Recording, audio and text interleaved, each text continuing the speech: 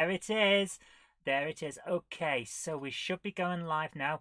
Go live. Going live. Hello and welcome to another episode of GameHammer Live. I am here with the Commodore 64. Why am I having a Commodore 64 on an episode where we're coding for the Amstrad CPC? Because Sir Patrick Furlong has actually created something rather nice. So if I just bring this up to main screen, hello, I can sort this out. So I just need to add in the live chat and say hello to everyone before we can really get going. So hello to Sir Patrick Furlong and to James Pets. How are you guys doing? Hope you're having a good day. This is a bit stressful here. I'm trying to get this to work, but YouTube decided to slow down and then not work, and it wouldn't give me all the information I needed to go live. It's almost as if they're trying to hamper me. I know they're not, because I'm far too small for them to care about, but you know, these things happen. Anyway, we've got a Commodore 64 game, and I need to try and make it work. So I need to find out where it is. I know I've got it. And I downloaded it and I tested it and it worked. So I've got to add it to this little memory card here. Can you guys see? There it is. James Pet says, I'm well, thank you. How's life in Zoeland? Life is good for the most part. The computer is kind of going a bit slow, and I'm hoping that I have got the Commodore's wires here somewhere. I know they're here because I saw them. It's going to disappear from view for a second because I know they're here somewhere. Where is it? There it is. Is this the Commodore 60? Yes, it is. I forgot. Everything is wrong here. Every single thing. That's the power line. Yes. Oh my goodness, guys. The whole world is like, hey, why don't you not work properly? Yeah, that's a great idea. So let's plug the Commodore in the power.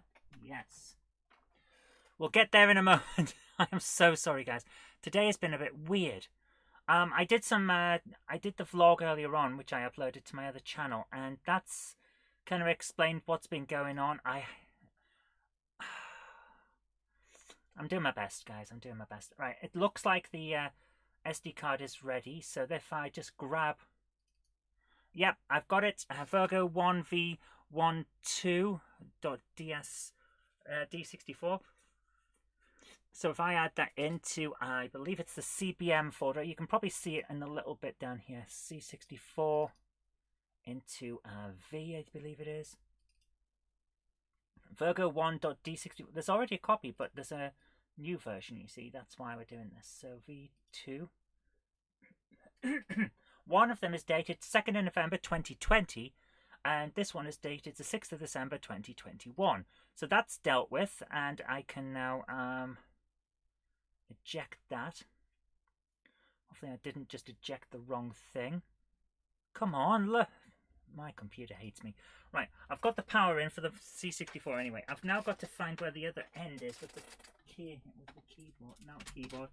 Oh my goodness, everything is wrong. Wow. Sorry, guys, this is just a ridiculous mess.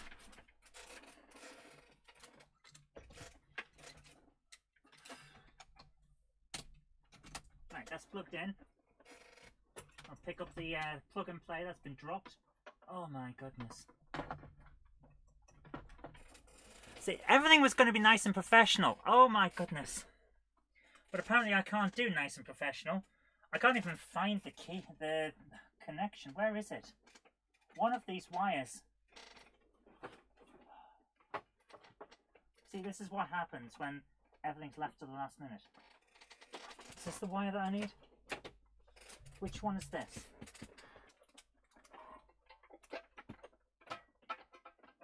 What even is this?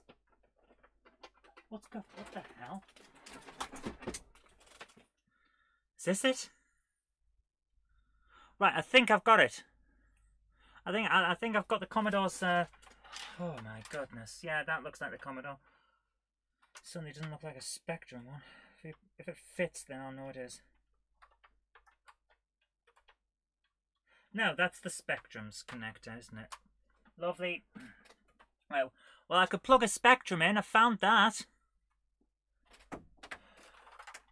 I know the This is the biggest issue I have at the moment.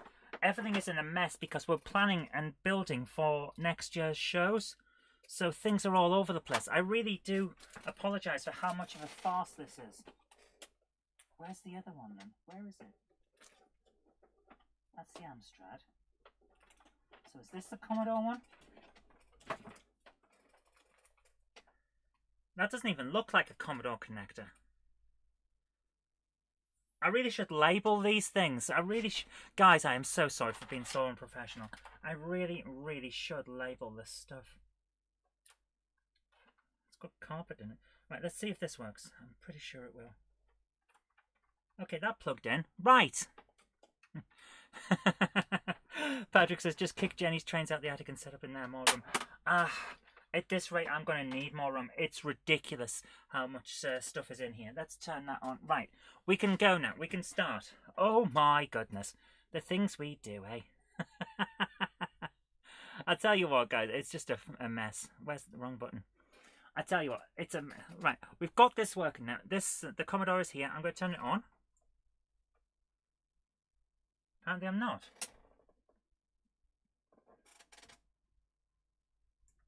But I've plugged it in. It's plugged in. I know it's plugged in because I can see it there. So what's... Oh, don't tell me something else has gone wrong. Oh my goodness. I don't understand this. I don't understand this at all. It's plugged in. I know it's plugged in because I can see it.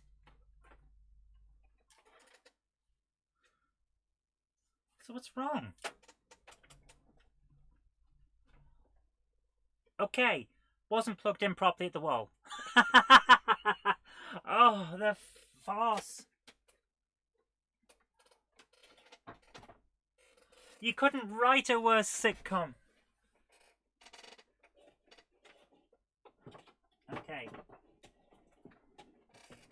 Is that in? Right. Oh my goodness. Guys, I am so sorry. Normally, for those of you who've just joined me today, the show is not normally this ridiculous. So I'm going to bring up the video capture system so we can see what's going on this machine. The things we do. Oh no, don't do. AV2. Here's the Commodore. It's got the fast load system and everything. Oh my goodness. I am so sorry, guys. How bad was that? Right, let's bring this up. Here we go. So you can't see the Commodore very well from there because it's not quite centered for you. So I'm going to bring that down to there and shrink it a little bit so that you can see it properly. There you go. Right. Hopefully this is okay for you now. So, how does this work again? Oh my goodness, how have I forgotten? I can't remember how the system works. Run.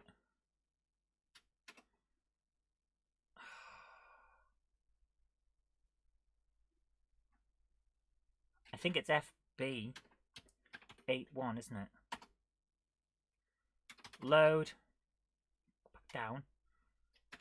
Load FB 81. Run. Here we are. Right, we're in.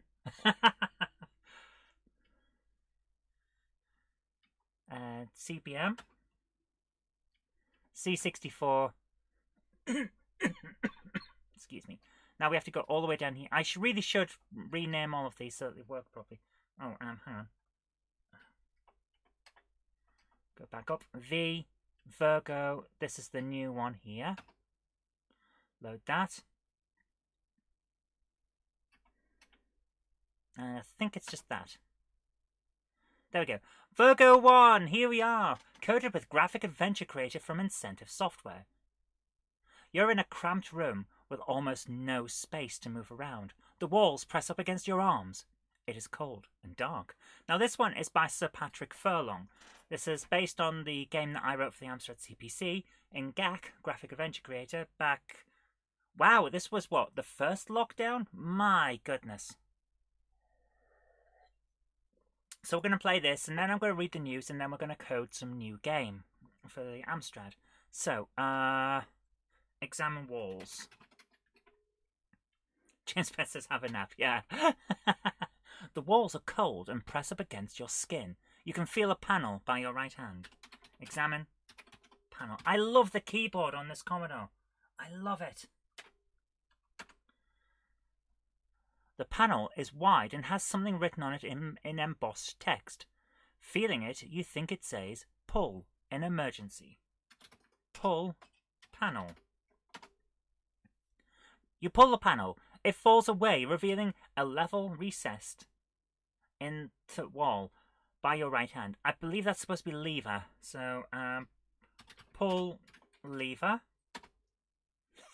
You pull the lever. The wall in front of your eyes opens outward with a hiss. A sudden rush of cold air blasts across your skin. You can now leave the capsule you've been trapped in. So, exit. Pardon? Leave. You're in a cold, metal room lined with rows of stasis chambers. A deep groan reverberates around the room from somewhere below your feet. A door leads off to the north. Patrick, you don't need to apologize. This is great. Put coat on. You are in a communal area Right, I'm going to have a drink before I move on because apparently I can't speak. You're in a communal area on the ship where members of the crew could relax and socialize in their off hours. Tables and chairs are dotted around the room. Exits are north, south, west, east, or you can go up and down some stairs. So I think we should go up the stairs. You're on the observation deck. This large domed room allows for exquisite views of space outside the ship. At the moment, all that can be seen is an angry red vortex closing in on the ship. You can go down the stairs. You can also see a skeleton. Examine skeleton. The skeleton has clearly been here for some time. It was covered in a threadbare uniform that looked as if it would crumble to dust if you touched it. However, you do recognize it. A small security pass fell out of the skeleton's breast pocket. That's interesting. Patrick says we can examine the vortex, and also, apparently, we recognize the skeleton, or at least the uniform. I think Patrick has added some extras to this game. Interesting. Let's see if I can still solve it. Exam vortex. You look at the vortex. It is like nothing you have ever seen before in all your years of space travel. James Pett says, take vortex. Get vortex. You can't. Perhaps we should have done something like that, so it would be impossible to pick up this spatial anomaly. Alright, let's have a look at the security pass. Yeah, exam pass. Okay, that seems to be flickering a bit. Just give me one moment. Let me grab the SCART socket and push all these in. Hopefully that's sorted out. There is the exam pass. This is a small, thin piece of card with a chip embedded in one end. It is used to lock and unlock security doors. You can just about see the name Robinson embossed on it. Oh, so I'm in this and I'm dead. Okay, that's interesting. Very meta there. Death of the author commentary and all of that. Get pass.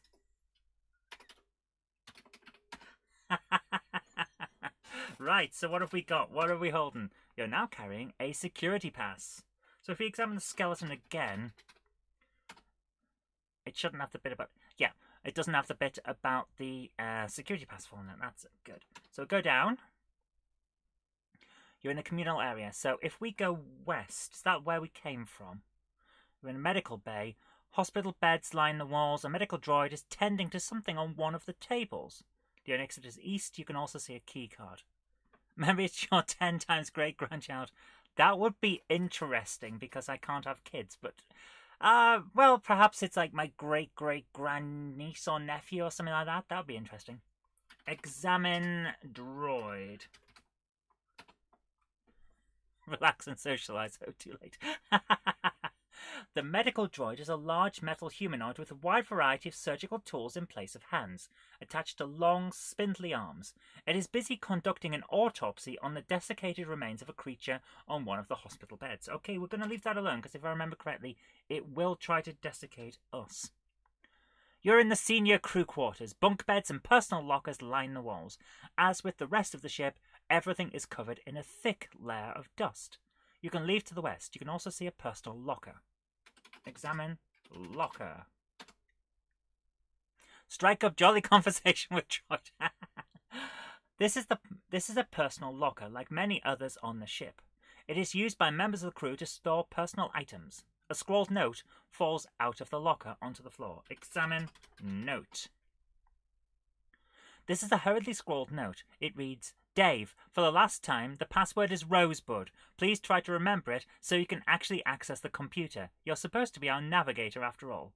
Dave Reed always did have a lousy rep. Oh, you have added extra bits. Oh, that's great. I'm liking this. Get note.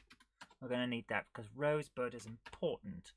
Okay, let's go west. Go west. Go south. Cold metal room, that's where we came from. Right, so we know where we are now. Go north. You're in a galley, the small kitchen and dining area for the crew. Everything is covered in a thick layer of dust, and the surprising smell of rotten food hangs in the air. Exits are north and south. Go north. Oh, we can't. The door's locked. Examine door. You can't.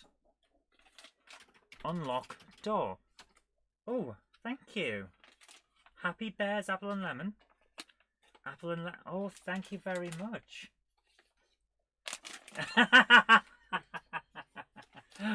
Everyone, here's Jen. Oh, hey, hey. Hello. It's great to see everybody. I'm going to enjoy some of these upstairs. Oh, you're going to your train loft, are you? Yes, I'm going upstairs. Let me just put you on the big camera so people can kind of see you. What? No, Ooh. they still can't see you. Oh, well. And now James Fett says examine Jennifer. Jennifer is a rather nice lady with a very bright jacket. Jumper. It's called the well. jumper. I'm trying to read a text adventure and I'm... Yeah, just flail around until you find a word that works. Little happy gummy bears. Is that what they are? What do they smell like? Oh, they smell quite nice. Oh my goodness. Are they zingy? They're lovely. Not my thing. Mm. But these are. Oh my goodness. Apparently we can't unlock the door. Unlock door with pass. Can't. Use pass. Ah. We've got the security pass but not the key. So if we go down, you're in the lower level of the communal area. Tables and chairs are spread out all around the room. Exits lead north, south, west, east, or up a staircase. So let's go east. The security door was locked. Oops. Unlock door. You unlocked the security door. Hey, we had the wrong pass. We're going to the wrong place. You're in the armory. To your surprise, it is almost empty, with all the shelves laying empty, except for thick layers of dust. The only exit is west, through a security door. You can also see a ray gun. Get gun. Hey! Exam gun. We should have put a message in. Now I have a ray gun. Ho, ho, ho. This is a standard military issue ray gun. It is in surprisingly good condition and fully charged, ready to use. At least the weapons had not been sabotaged. And the game's in a small window. Oh no! Here we go. There we go, now you can see me. Okay, so we got the ray gun. So what's south? You're in the engine room, where the ship's main drive system is housed. The room smells of burnt metal, with a thick scent of grease on top of it. As you would expect of a J-type star drive, the engine takes up the bulk of the room. The exit is... You have added a lot of stuff. Patrick, you've done a great job upgrading this. Right, we can't do anything with that yet, so we're going north. You're in a storeroom, or at least that's what it appears it was used as. In reality, this is a wide corridor in the middle of the ship, which has been repurposed for storage use. Exit to the north and south. Okay. Exam shelves? I think it's shelves. The shelves are covered in a thick layer of dust. Most of the shelves are full of spare parts and other equipment essential to the smooth running of the ship. There is a multi-tool laid on one of the shelves. Get multi-tool. Oh, no, no, no. I keep pressing the wrong button for delete. Get multi-tool. Exam multi-tool. The multi-tool is a specialist piece of equipment that could function as a screwdriver, a small welding torch, a hand scanner, and many other devices. It is an all-purpose engineer's best friend. So let's go north just to see what's here. You're in the ship's computer room, which houses the ship's main computer. There's a loud hum coming from the rows upon rows of electrical equipment, although everything looks, to the untrained eye, to be functioning correctly. The only exit is south. You can also see a comic book. Get book. Examine book. This is an issue of All Over the House, issue 2150. It appears to be very well read. I do like that. Examine computer. You can't. Okay, I'm going to leave that there then. If I can't touch it, maybe it's okay. Right, no, go back to the engine. Right, examine engine. The engine is huge, taking up the majority of the room. There is a panel on one side which is bulging out of its housing. Examine panel. The panel looks like it was hurriedly pushed back onto the side of the engine. Wires are hanging out of one side, some of them severed. Open panel. You open the panel on the side of the engine, exposing the wires. Examine wires. The wires look like they are very important, but several of them have been cut. The ends of them are not frayed, which tells you they were cut with a very sharp blade, or perhaps a laser. Sabotage! I like how this has been redone. Fix wires. You can't. Repair wires. You use the multi-tool to repair the damaged and cut wires. With some careful work, the wires fuse back together. The engine begins whirring as the power flows into it correctly once more. Close panel. You can't. Oh, we just leave it, don't we? We just leave it as it is. Okay, let's just leave the wires hanging out in this place. Go west. What is it here? You're in the crew quarters for the non-senior crew. Bunk beds and personal lockers line both sides of the room, and a communal washing area is built across the far end of the room. The only exit is east. You can also see a malfunctioning security droid. The multi-tool is also sorting out. Apparently it is. Examine droid. This is a standard issue security droid. What isn't standard is the fact that sparks are spitting out the joints around its neck, and the fact that the droid is twitching wildly. Repair droid. You can't. Kill droid. Shoot droid. Ah, no, I've pressed all the wrong buttons again. Shoot droid. You can't. Use gun. Fire gun. Fire ray gun. Shoot droid with ray gun. You can't. Okay, we are stuck. This is interesting. Inventory. Carrying a security pass, a ray gun, a scrawled note, a multi-tool, and a comic book. Go east. Oh, we can just leave. Okay, that's not meant to happen. You're meant to only be able to get out of that room if you kill the droid. But okay, never mind. Right, go west again when we've gone up. Right. Kill droid. You shoot the droid in the back like a real hero. It twitches and collapses over the bed with smoke pouring out of its back. It probably won't trouble you anymore. Right, good, because now we can get the key card.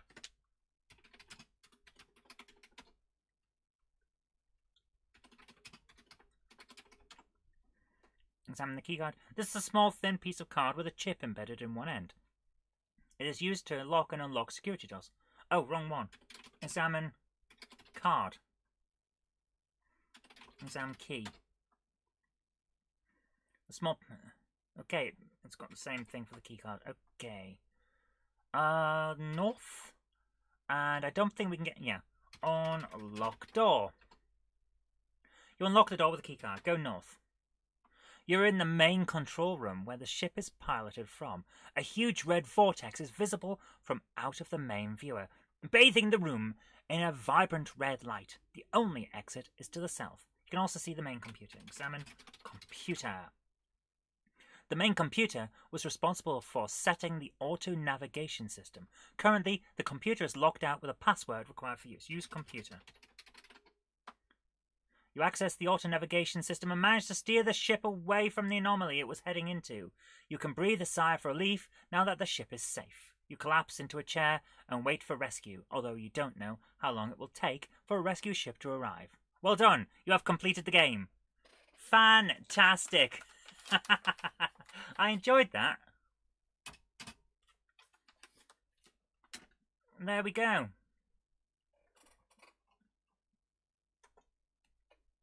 So there we are. That was a lot of fun. So now we have to do a bit of coding. 10. Print.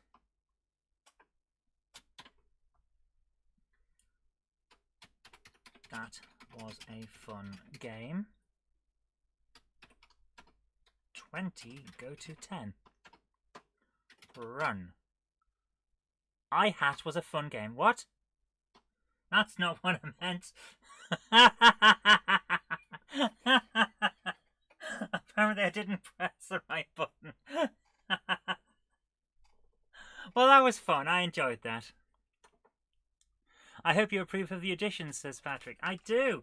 It's always nice to see a little bit extra when you're playing a game that you're familiar with.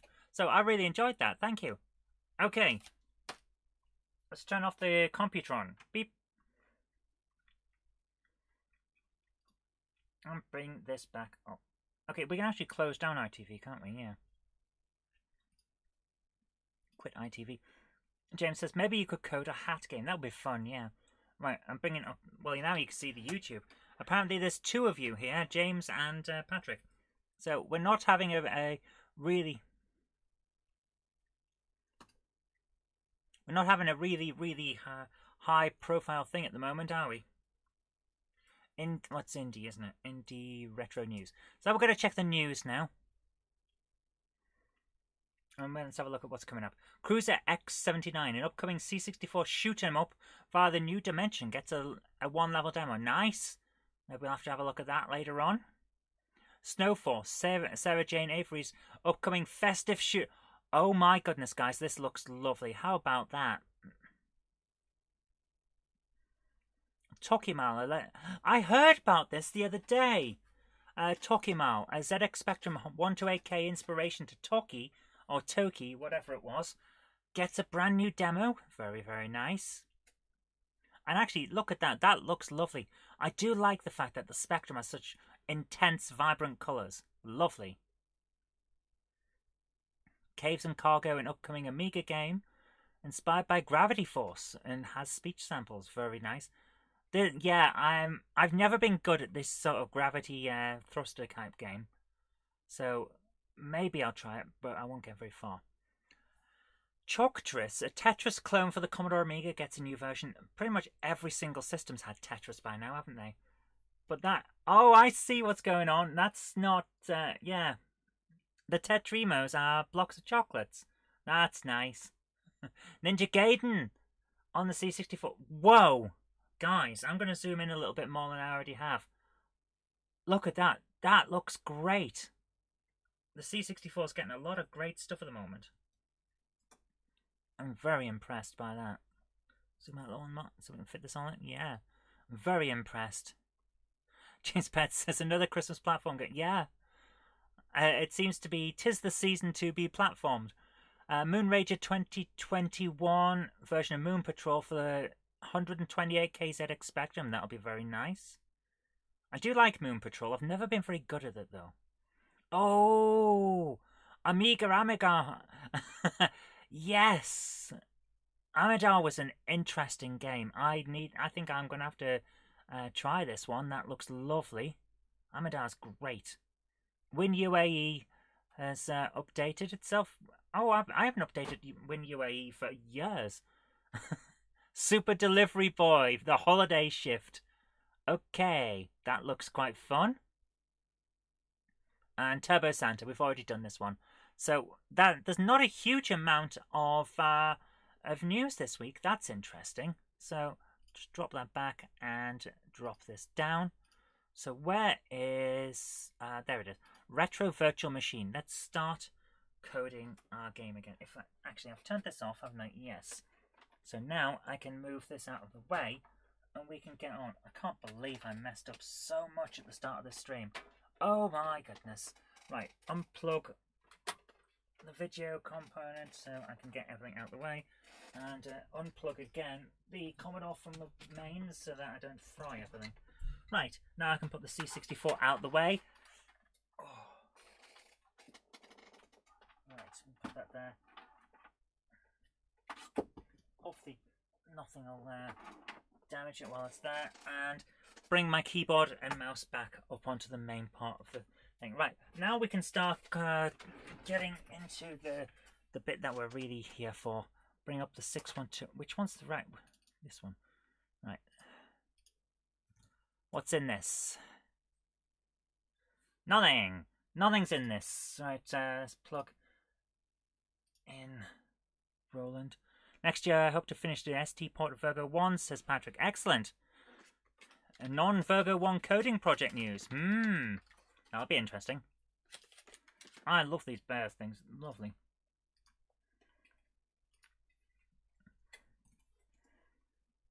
Okay, we should make that so that's not write protected.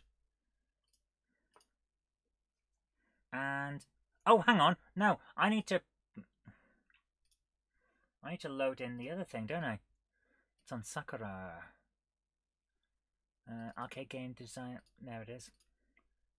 AGD. Run AGD. Here we go. Right. Now we plug in the other disk. Roland Rescue 2. Make sure it's not write protected. And L to load game. Load game. There we go. Get there in the end. Let's turn it up a little bit so we know what's going on. Right. Let's check on the map. Where did we get to? Right. So we have a fair amount going on. But we're going to start by testing the game. Right, so we can't go to the right from here. That's why we had to go down and then to the right. So let's have a quick check, familiarize ourselves with the game again. I know I gave it out as a freebie, as a demo the last time we had an episode, but I want to make sure I remember it myself. So let's try and play the game. So, jump, got that. And then if we go down here, there we are. Oops. Nope. And up there, grab that, yes. So can we go right from here? Yes, we can. We can go right from here. And it's going up, that's the issue. We need to go up, don't we? So, can we get over to here and then try... Oh, no, no, no. Oh, my goodness. Oh, my goodness. Yes, we can't get up. So, Roland needs to go up from this room. Okay, let's do that then. So, screen layouts. This is the room, and that's where he needs to start going up. So, we need... where's the right one? There we are. So, I love the evil sprouts, says James. Yeah, thank you. So, right, we're here. Yes, and he needs to go from there. We'll have a couple going up like that. That'll be all right.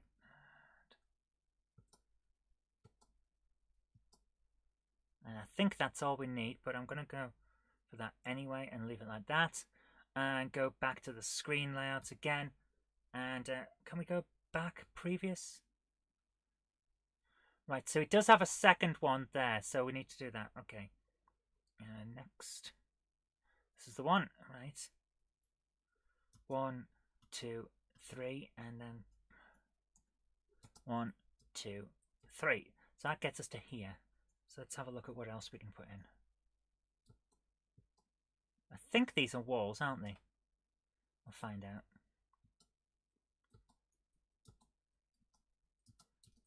Okay, so this is the room that's just to the right of the main screen. So we can't go this way. We have to make sure you can't go that way, because on the other screen you can't. So there we are. And see what else we've got as blocks. Yeah, we'll have a few of these. So let's make sure that that's the only way up and down.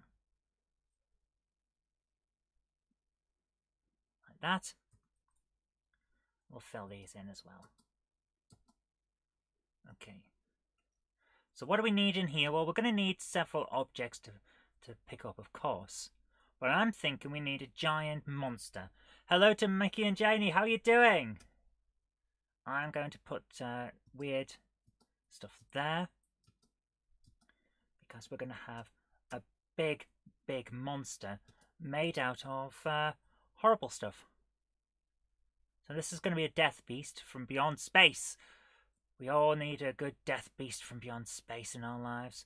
Otherwise, lives would be very, very dull. And that's the truth, a true fact, what I just made up. Okay, so let's put some eyes in. What can we have for eyes? Weird eyes. Yeah.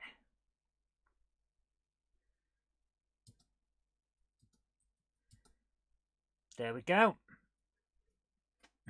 Maybe you could have one from Beyond Time. Ah, we should have a Death Beast from Beyond Time as well, yes. Right. Another from... But nothing is beyond maths. We can't possibly go beyond maths. What would be there? Oh, my goodness, talking about stuff like that. Did you guys hear the news? There's been a peer-reviewed study that's been put out. Scientists have managed to create a warp bubble, a piece of disconnected space-time that is technically able to go beyond the speed of light. I was amazed when I heard this today. It's like, but you can't do that. We were all, what? And then apparently they did it by accident. So apparently good science comes from accidents. So that's nice. Nice little happy accident, as Bob Ross might say. So what else we got here? We must know what's going on. Yeah, fascinating. I thought it was amazing. But yeah, apparently this is something that happens now. You can just create pieces of space. When I was doing physics, you couldn't do this sort of thing. You had to respect the laws of physics. Oh, what am I talking about? We never respected the laws of physics. We used to play, we used to use liquid nitrogen to make ice cream. That is no joke. We actually did that. But yeah, apparently it was accidental and not time travel, Mickey and Janie. Faster than light travel. I kid you not. Faster than light space travel. The future is amazing. It's going to be a hell of a ride. Let's put it that way. Right, so I think that's enough for on here. We should leave it there. Screen 8. We need some sprite positions. Let's set a type. Create a sprite. Yes. He will come in there.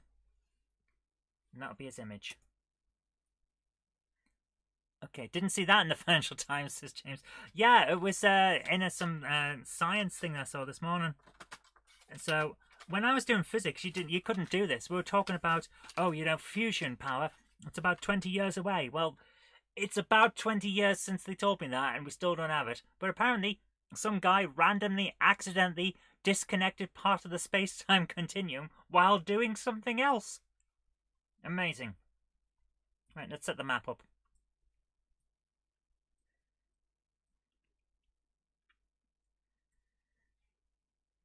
So we need to put this in here. And that's number 8. Test the game. Let's see how this goes. But if you can travel faster than light, you can get to where you're going before it happens. No. No, not quite.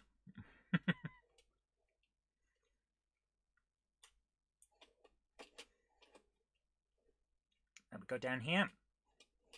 If you can go faster than light, it means that we can travel to other star systems within the lifetime of a human being, which is exactly what we want. We want to be able to explore the universe, and apparently this may now be possible. I mean, I'm not guaranteeing it, but apparently it may be possible. Right, so here we are. We can get around here and jump and jump. Ho ho! That's not going to be pleasant. So, can we actually get up to there? Yeah, that's going to be an issue. Oh, we might have to rethink the position of that platform. But the main question is, can we get over there? And the answer is no. We cannot get over to there. So what if I come up to this platform and then jump across? Still can't. So we're going to need to work out how to get over there. But we've got another position now, and that's good. Oh, we can't get out of there. Why did I put them there? Oh my goodness. Oh crap. Okay. We need to change that screen. See, screen. No. Previous? Yes. Right. We need a wall. We can't possibly go through there. Otherwise, there will be issues because, let's face it, we don't want to cause problems. So let's remove that one there. Come on, give me a blank there, and take this out. So, there. So if I move this one down, or yeah. Let's put these in here. Like that. And then I want to add 1, 2, like that. But I still want one there because I want to put an object over there. Patrick says, I've sent you an unusual photo of the lab. Okay, I'll check it on my phone before we do anything else. That is, of course, a joke. Okay. We'll have a look at that in a moment. I think that will work now, what we've got here. So let's put some objects in. Create an object. We need a new object. Create object. Yes. Starting run will be 8. So what could we have as a... We haven't got a dolly. We need a doll. We need a doll. And it's going to have ridiculous hair. Because it's a doll.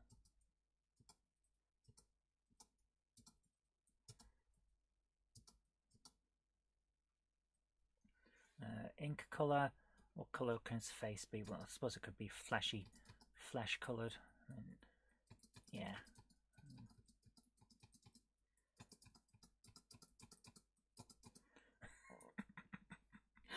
What are we doing with our lives? Where's some white for its eyes? And red for its mouth. Because, yeah. Right, where's the flesh? Yes, actually, let's have it as a blue collar. And, right, that's as far as it goes down. And that you can have pink boots. Where's some pink? Wow, neon pink, yes. That's exactly what we need for a doll. So it can have white trousers with a blue top. And where's its... Give me its... There it is. Right.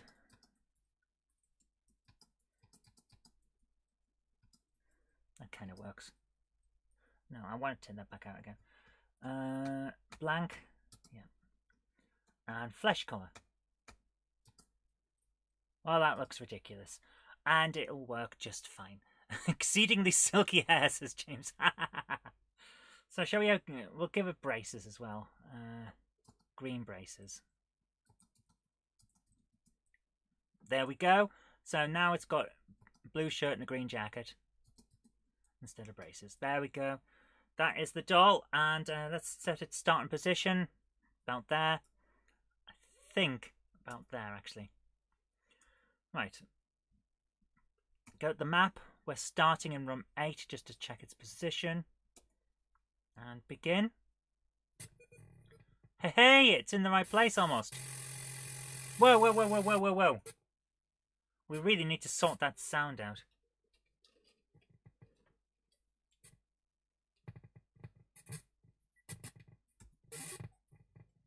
Why is it making these ridiculous noises?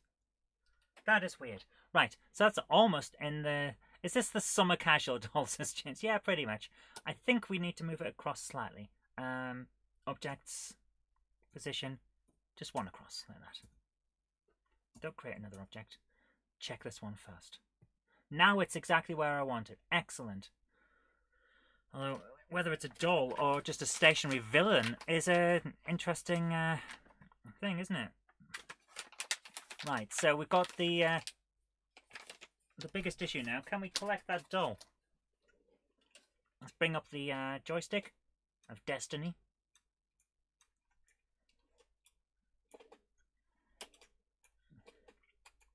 Yes. Oh ho ho! And because we've used walls to create all this, there's only one way of getting around this. Interesting. I probably should change some of that then. Yeah, we can't get over to that side. That is very interesting. We can't do it. Okay, so we can get the doll, and that's what counts. Screen layouts. We need to change some of this. So let's change this. Move across, come on. To that, and that, to that. And that, to that. And that, to that. And see whether this works. Actually, no. Screen layouts, we need to add in some more.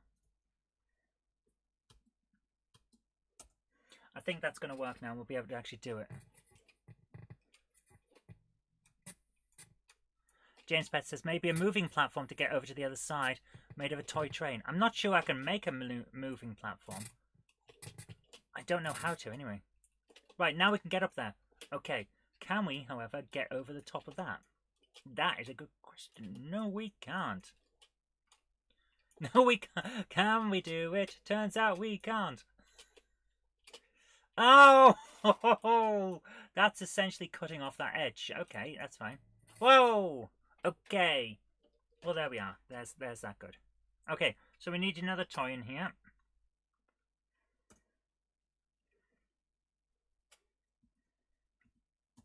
And we did have a toy train, didn't we? Where's a toy train? Copy that. Create a new object. Paste that. Yes. Starting screen will be 8. Set its position. About there. Right, let's check that out. Nope.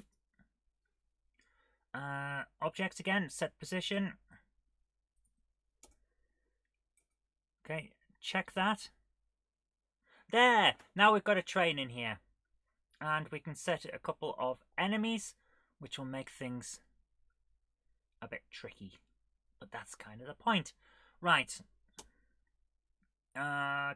Sprite images. No, we don't want them.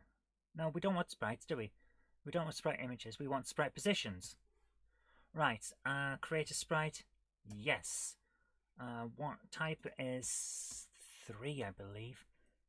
And it'll be... Yeah, JK enemies. I believe that'll work. JK will be fine there. Create another sprite. Yes. And a type 5, I think.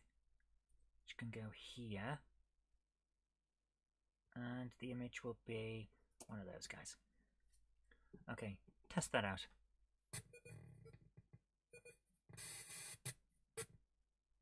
Right. That's not quite what we want to do.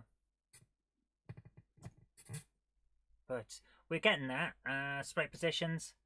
Which one's the type? No, next. Which one is it? W. No, 5. What should that be? Yeah, I think it's type 6 or something, isn't it? Or 4. 4. Try that. Yeah. I wish I knew what was making those noises so I could stop it.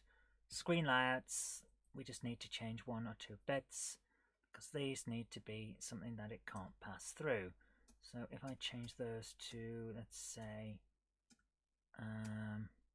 that, and that, and that, and that, then it should be okay. Right, let's see how this goes. Yeah, right, they're all right now. Should be okay. Yeah, right. So let's see if we can actually get these before we die horribly. Because if I can't do it, then how can I expect anyone else to do it?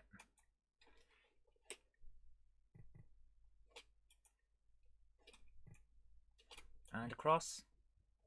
And across. Whoa. There we go. Right. So he's sorted. And that room, we can't go that way, but we can go into the next room across. Boink, boink, and ba ba ba ba. There we are. So that's working out.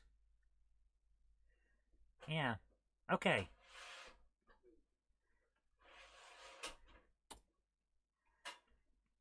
Let's create another screen.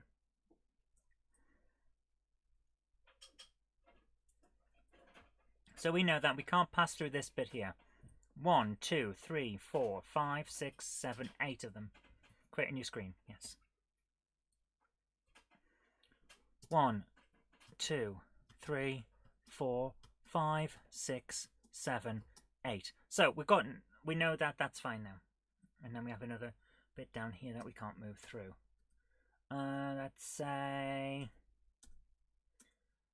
what do we want here? Yeah, we'll have a bit of floor.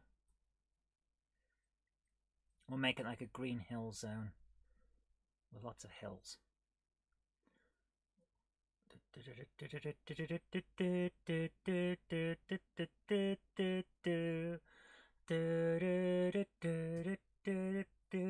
Shouldn't really say things like that, just in case Sega decides to copyright strike me. You never know. I'm pretty sure I do know, though.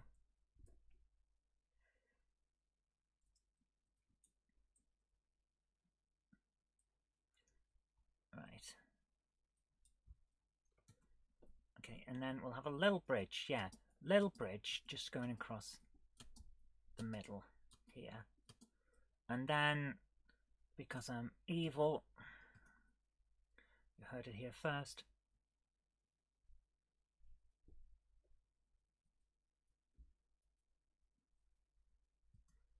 We will have some horrible, horrible, horrible fiery doom. So it's a lava pit. For those of you who enjoy a lava pit.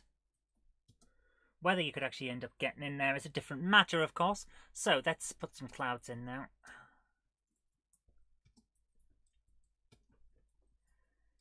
Bits of steam coming off it and all of that.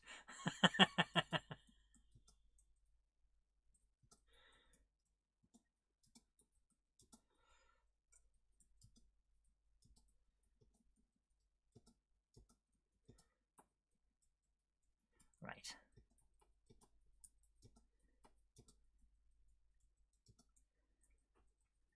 James Pett says lava pit. That sounds good. In this weather, I think it would be quite cozy, actually. It would be nice. Right, there we are. That's going to be all right for that. And then I think we need a ladder up to the next stage, to the next area. So let's go right up. Why is there a volcano in somebody's house? Because this is nuts, basically.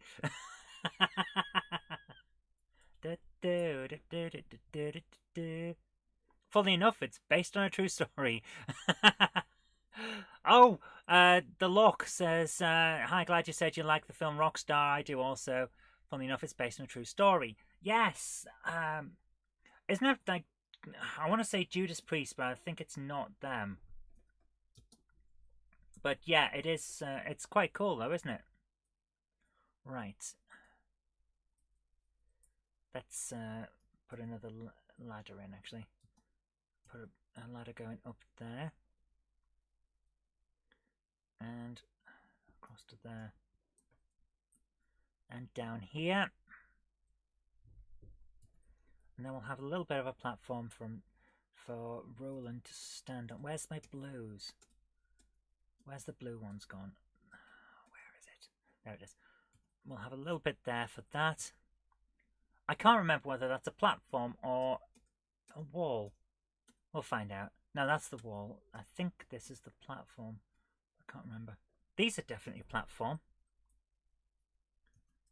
So I want a few more here. And then across here as well.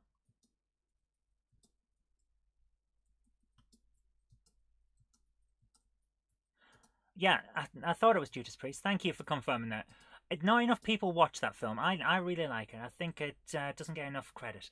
Right, let's leave that there. See if this is okay. Sprite positions. Create a sprite. Yes. Roland will start here. Sprite positions. I need some more sprites. Let's create an enemy. Yes. What kind of enemy do we want? Well, first of all, it's going to go left and right. So from here, and it's going to start there. Let's see, what image do we want? What have we got? We've got some funny ones, haven't we? Yeah, let's go for an angry sprout. And another sprite, yes. It will go up and down. And that'll be type 3. Yeah, we'll go for that. Okay, let's try this. Put the map in. M for map. And it is number 9.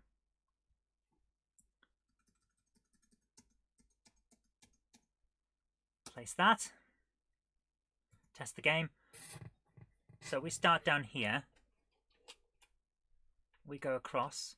And yeah, the sides line up. Excellent. Now you can just walk straight into that, which would be a bad idea. So, oh, he gets stuck up there, does he? That's interesting. He's not supposed to, but okay. I'm not sure how he's done that. That is weird. Oh, for goodness sake, why can't I stand on this platform and climb up? Right, climb the ladder, Roland. You know, yeah, there we go. So he climbs the ladder and he's perfectly fine climbing the ladder.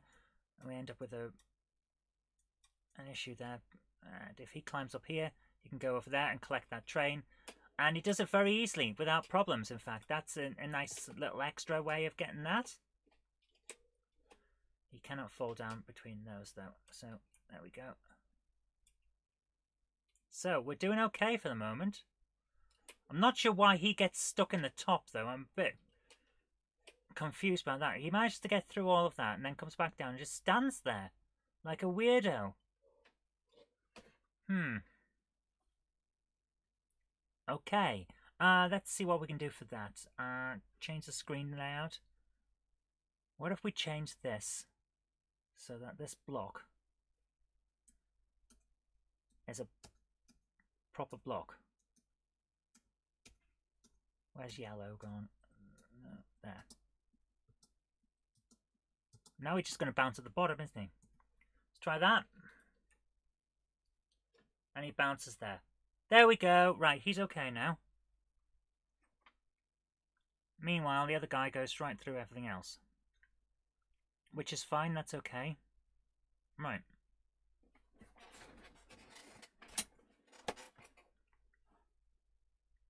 So we're going to need some more objects. O for object. We're going to create an object, yes. And its starting run will be 9. This is our 20th object. My goodness.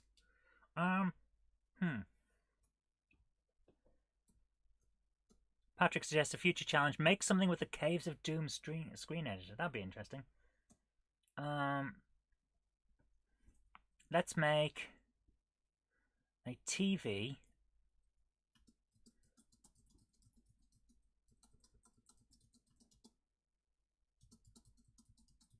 like that.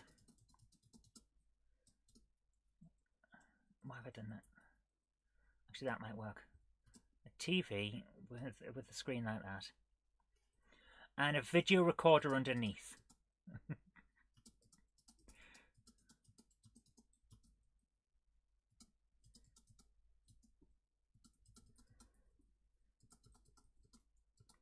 There we go. So that could be a TV. People could think it's a computer. That's the problem with stuff like this, isn't it?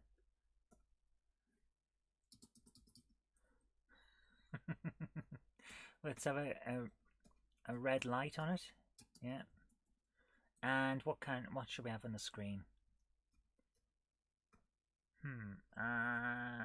Green. Let's have a green sprout or something. 1, 2, 3, 4. 1, 2, 3, 4, 5.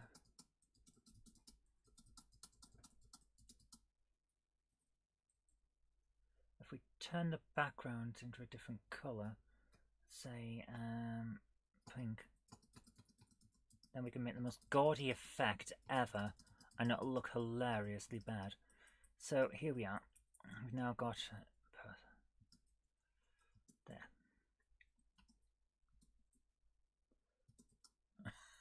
I have no idea what this is. It doesn't really need an idea of what it is, though, does it? That's the point. Where's the pink gone? Where's the real horrible pink? There it is. And then get the green that we wanted. Yeah. Don't know what this is. Don't really matter. Don't really care. There we are. It's got some weird creature on the screen. Position of this. Where should we put it? Don't really know. I think there. Map. We need to set 9 as our starting position so we can check these positions. Test the game. Did we put that on a platform? We didn't. We just slightly missed. So objects. Position. Just up 1 and across. James says, VHS, how wonderfully 1980s. I remember VHS in the 1980s. It seemed very... It really did, didn't it? Don't create any more objects. Test the game. Right, it's on a platform now. We're okay. We got our VHS... must have been 1985. It was an Amstrad top loader. And we had it until 94. It lasted a long time. It was good. We're going to need another object. And I believe we should have a Christmas tree. Just because we should. We haven't got a Christmas tree in this game yet. So that's set for a dark green. Do we have a dark green? We don't, do we? We'll have to go with this. Right. The biggest issue we had with our top loader was if you wanted to use the remote, you had to plug it in because it was on a wire. And it seemed magic at the time, but so daft. But you know, those were the times. I remember my mother asking me what I wanted to record on a VHS when we got one just before it arrived. Oh my goodness. Getting asked what you wanted to record? That would never happen in our house. My dad was like, nope, this is mine. No, I paid for it, it's mine. That kind of attitude. Just how it was, wasn't it? That's what you did. The kids just lumped it.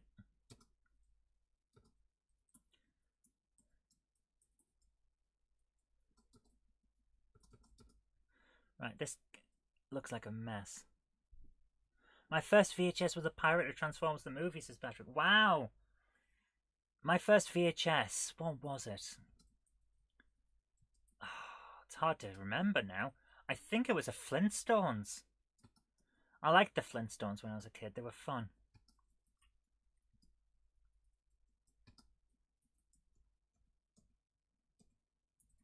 Okay, let's change some of these. Yeah, that's looking interesting now. Pink bauble. Or is it white? It might be white. Yeah, I think it is. And a few more. So another white one because I've kind of got two blues in the same place. There we go, and one more there. Now we need to put the base on it, and do we have a kind of brownish, or we have a kind of brownish, don't we? That'll do. Oh, that's as far down as I can go. I filled in the space for the tree. Okay.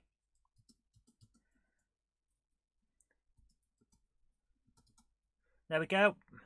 There's our tree. And the starting screen will be 9. Let's start its position as about here and test that. I think it's on a platform. No, it's not. It's above a platform. So we can quickly change that. Objects and position down 2, and then see if that works. Test the game. Yes. Right, so now we've got another 2. We have 20 objects. I'm thinking we need 40 in total. And if you manage to get all 40 of these, then that would make it decent length for a little freebie game for Christmas.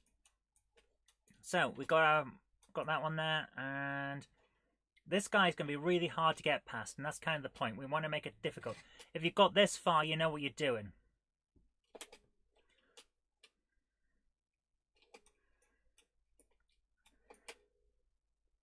Wait for that guy to go past. Come on, Sprout Man.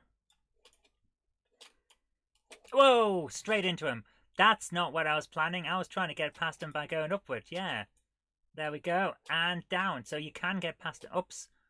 You can get past him. That's exactly what I wanted. Okay. So.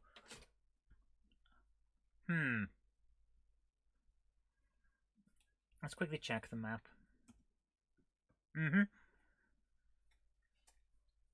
If we have one more, I don't want to make it huge, but I do want to make it relatively big. We have 3 more this side, and then we go down and make 3 more here as well. And then we can start building up the center and make it kind of an interesting design for the map if anyone ever maps it out. So let's do that, and then we'll go up and down. Okay, let's see if we can get this done today. That'd be nice if we can make it that. So the only thing that we need to worry about here is the platform at the bottom. Create a new screen and fill all the way in. This one is going to be... I'm going to make this difficult to get through. I want this to be like a watershed moment, separating the casuals from the ones that actually are going to be able to finish the game. So...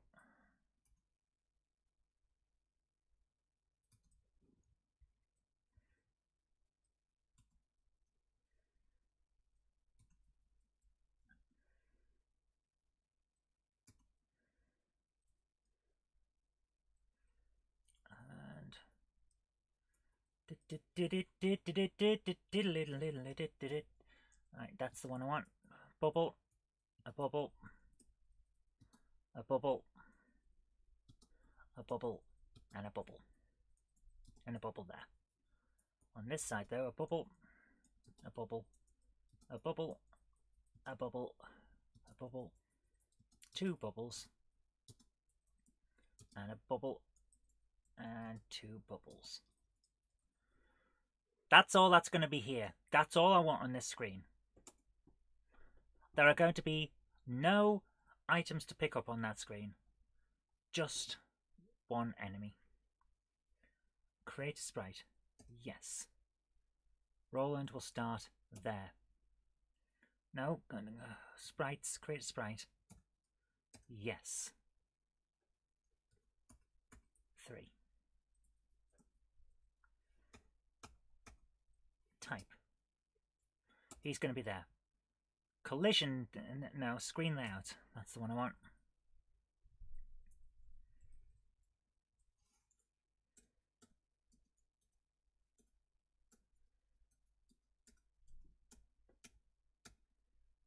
One, 2, 3.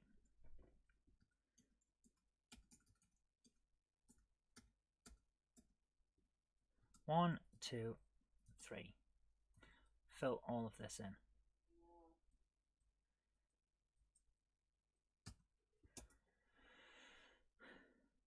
test the game. Right. We've been relatively easy so far. So let's walk across here. It's not in the map. It's not in. Game map. I didn't put it in.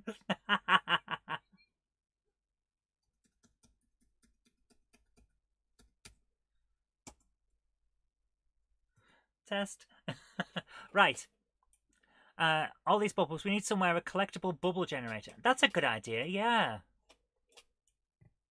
Right, drop this down and across.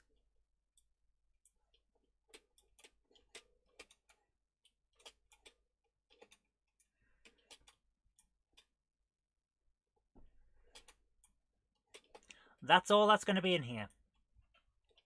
That's all I want. One guy who's difficult to get past. That's all I want. And it's basically a separator. You get past him and everything's fine. C for screen layouts. One more issue. He is going through that. So what can we put here to stop him? So which one is it? There we are. That's the one. Okay, try this one. Let's try that. We should have changed the starting position, but never mind. I don't think you can get past him if I go on that way. You have to go up and down. So here we are. This guy is now very fast and doesn't go into the stuff. So there's your first life lost. You've got to jump at the right time. Let's see if I've just made him too difficult. We'll see. Doink and doink and doink. And get across. No, you can do it. They are. So he's a difficult guy. But that's kind of the point. We want to make him so that he's not easy to deal with.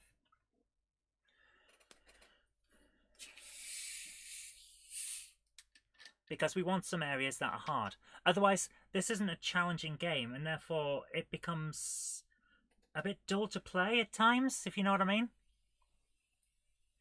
And James Pett says, how can the festive gremlin survive the fiery pits of doom? And more to the point, how can his clothes survive the fiery pits of doom? He's magic. That's why. That's how he can fly. That's how he flies up and down and left and right. So there we go.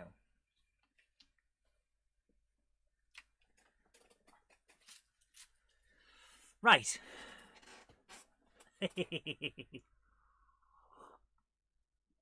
So, leave that there and go on to the next screen.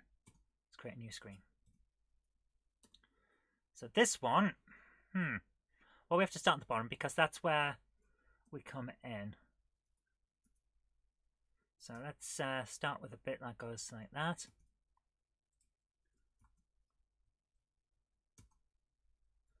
Like that, yeah. And then we'll go up a little bit. Like that. And then we'll have, let's say we have a ladder.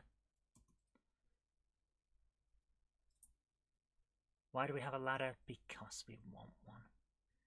And it's fun. Where's the ladder going? Who knows? And to a platform made of presents. Because why wouldn't we? And this one will actually let you go down to the next screen underneath, which is nice.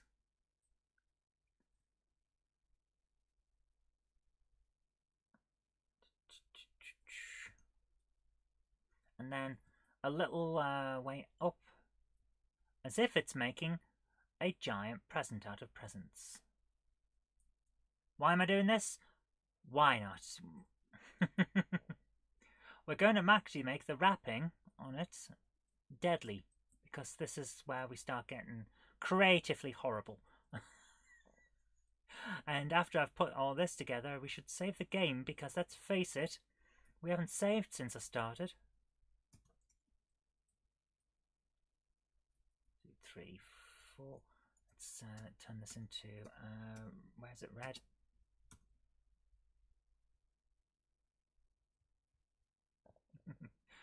What's this present? Death! This present is death!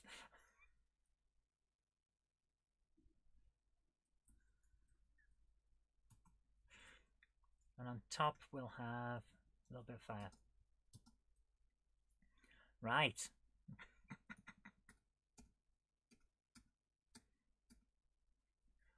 And bubbles.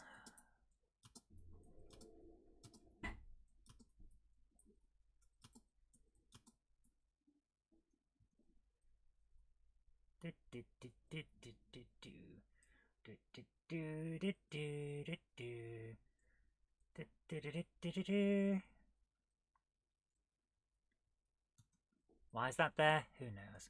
This Christmas, give the gift of death. Yes, let's do that. Let's give the gift of horrible, fiery death this Christmas. Wahahaha! And all of that. Okay, I'm going to increase the size of this by 1 level. Because I want to just make sure that you can actually get in there. Because I want to put an object in there. Right, what's next?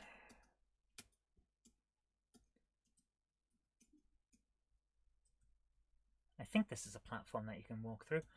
We're going to have a platform there. And a platform there.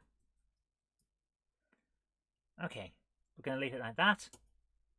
And on this, what should we have? Create object, yes. What should we have? We should have a drum. We haven't had a drum yet. Kids love drums. They get them for Christmas and then annoy your parents. So let's have a drum.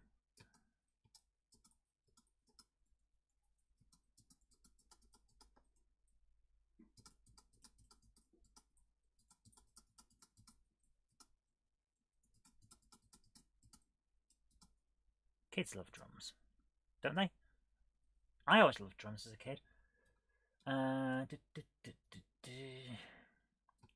Light blue on the side, slightly darker blue on the inside.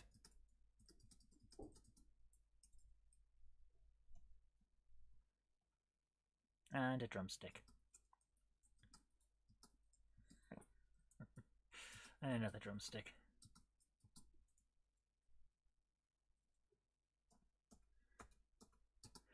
James Pat says, yes, a good way to annoy one's friends is to buy their children drum kits and trumpets for Christmas. I was actually banned by my sister from buying her kids a set of bagpipes. I was very upset at this because I wanted to give them bagpipes. I think it would have been an excellent present. No, it wouldn't. You wouldn't have had to play them or hear them. No, I would have suffered the fallout, which would have involved your sister finding a very, very effective way of getting back at you. Probably when she visited, she would lick the inside of random games and then move them around a bit. You do that anyway. You're not supposed to know about that. You only called me once. Yes, I did. Okay, let's test this position. Nope, the drum is not quite in the right position. I think it would have been great to give the kids the experience of bagpipes. But she said no. Okay, that's almost in the right place now, isn't it?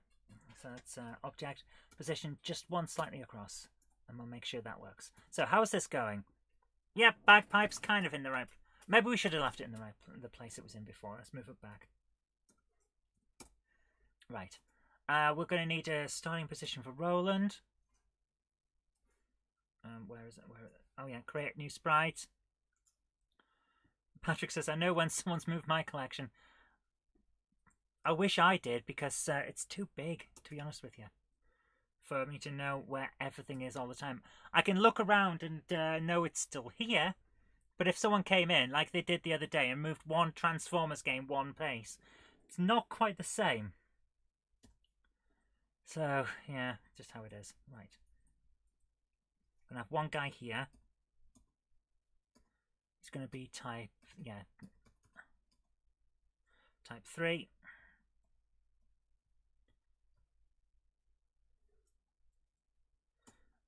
Sprout. And another sprite, yeah. Want one more enemy? Yes. We should have one out here. What type should it be? Type 4? No, type 5. Try that. Okay, let's set this off and see how it goes. Whee! Doof. Whee! Doof.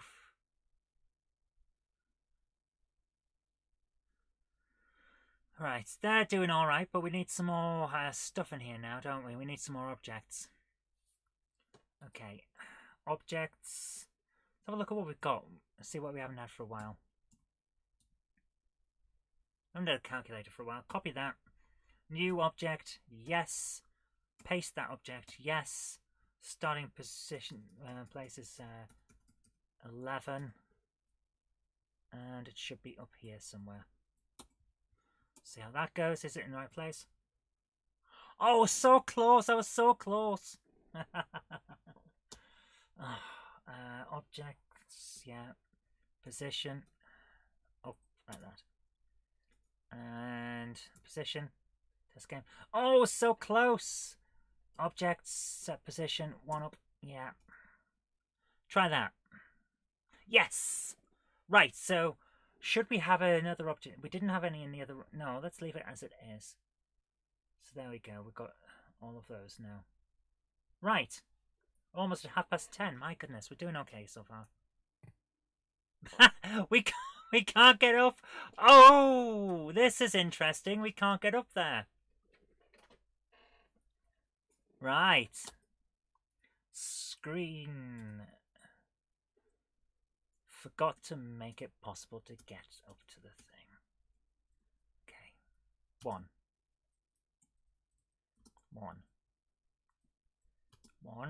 2.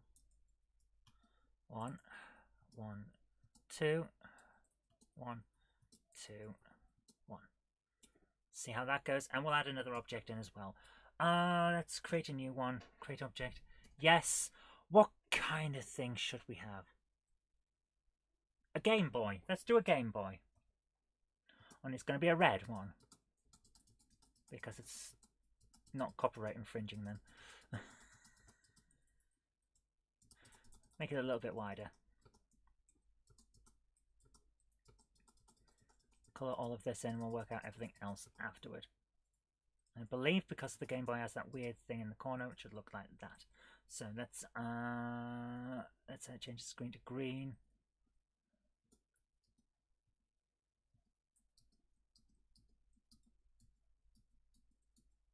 Game Boy's a bit 90s, isn't it? Yes. But we've got lots of different shades of green, so we can have stuff on it. There we are. I don't know when somebody's moved my recollection.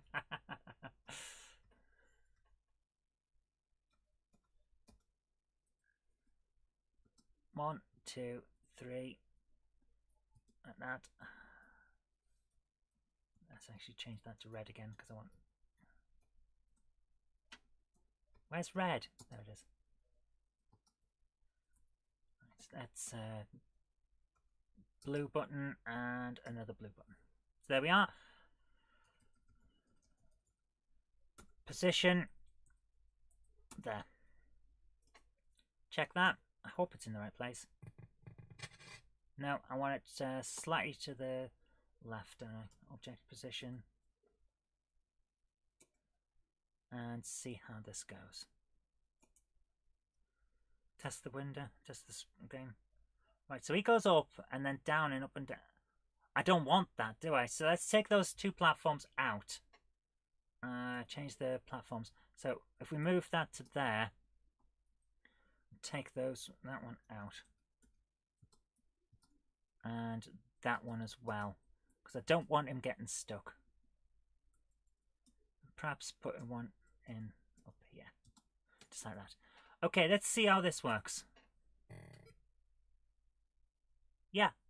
Okay, so now we've got one that's difficult to get because you just can't get there. So how do we do that? How do we get around that? I suppose we put some more down further down. Screen positions again. 1, 2, and 1 like that. Let's try that. And if this works, we're going to have to save. Why is it making weird noises? I really wish I knew.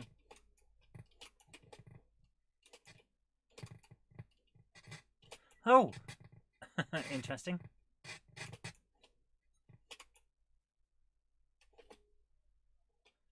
Okay, down. Go down, Roland! Whoa! And over and up. Yay! Right, so we can get them all. Okay, there we go. So we're getting somewhere now. And G to save the game. Press a key to save game.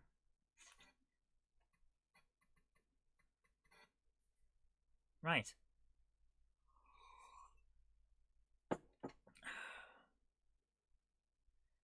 Okay, we need an event now. Events. That's game initialization. No, events, game initialization. Let lives equals 3. Right. Let, I believe it's A equals 0. Okay, player control. Where's the thing about the objects?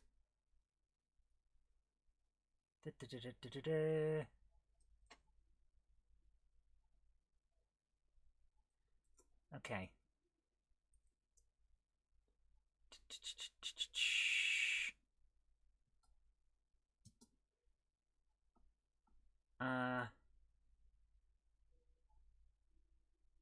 A1.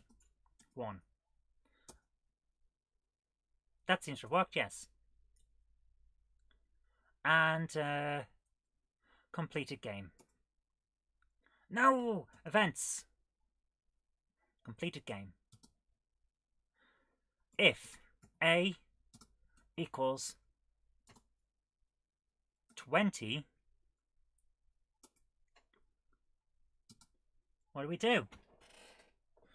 Right, I need to look at the stuff for this now. I need to look at the code again. Where is Arcade Game Designer? Come on, Sakura. Where's the PDF? There it is.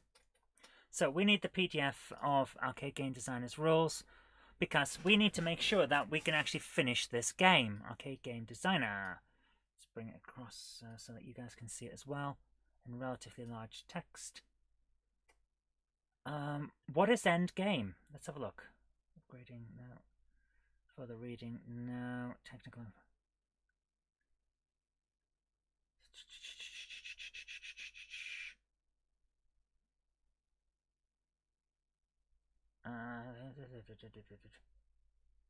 Oh, we should add one to... Right, okay.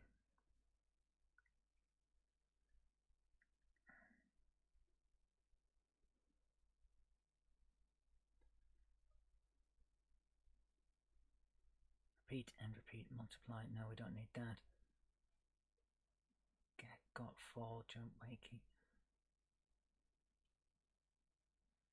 Display? No. Add, subtract. Yeah, we should add one to A. That's the way to end if. I don't know. Go back, player control. I've just said A1, haven't I?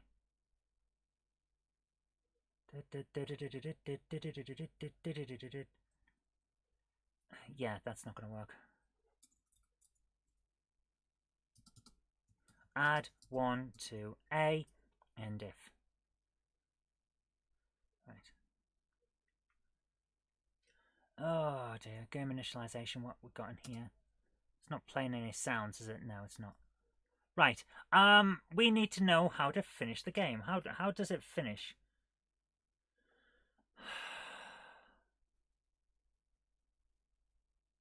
End game. Ends the game in victory. Right.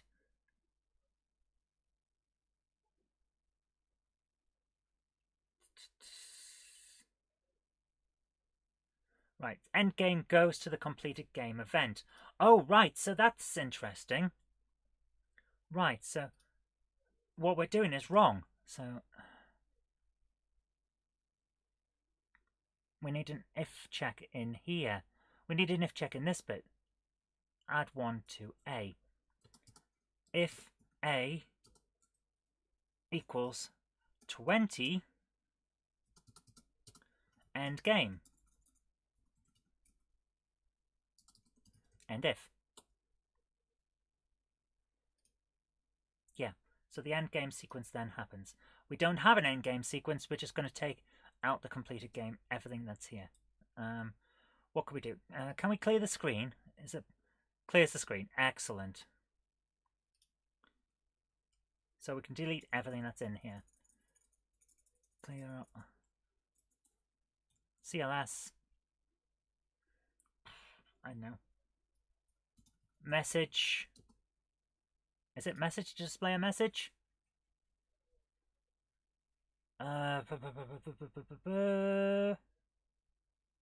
Yes.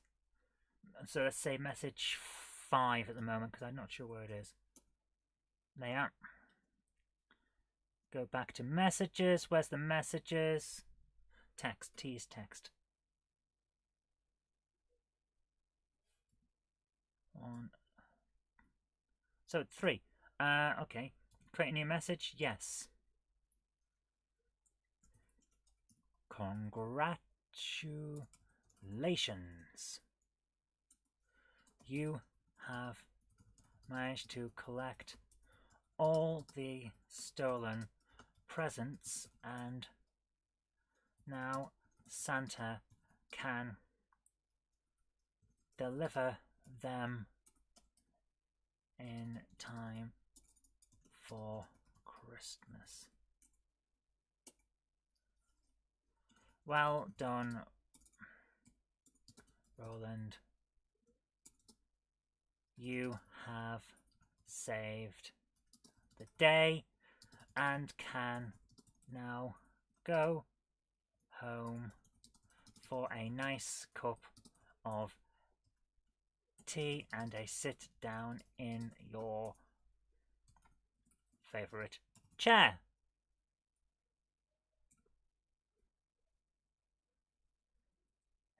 What present's a magic gremlin going to get? Probably a slap. and a P45.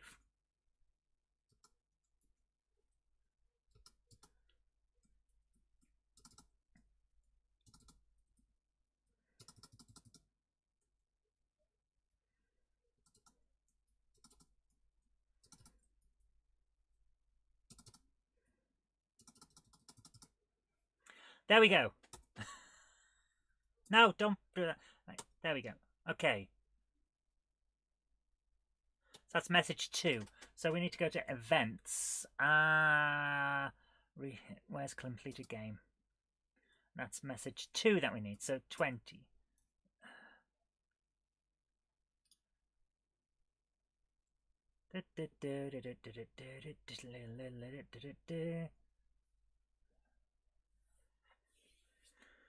Is there a way to wait for a key press?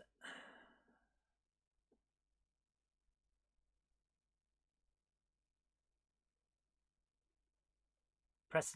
So we could go for key 0. That'd be interesting. Okay. Oh, we could do that. Yeah. If key 0. Restart. It's restart, isn't it? Or reset? Reset. Restart. There we go. Okay.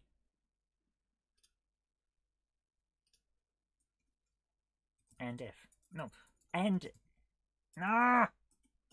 End if. Yeah. I think let's play it. How did it? If key 0. Yeah. No. How did it jump? How does it jump? Key 4. We need key 4. Completed game. If key 4. Right. So we need to change the message. T for text.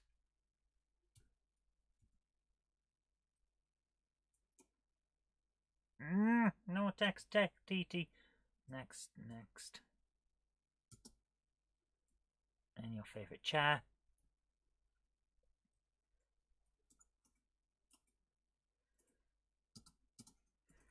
press fire to play again.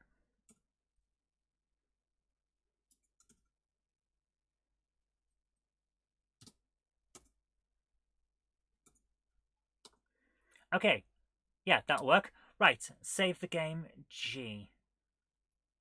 Press keep to save game.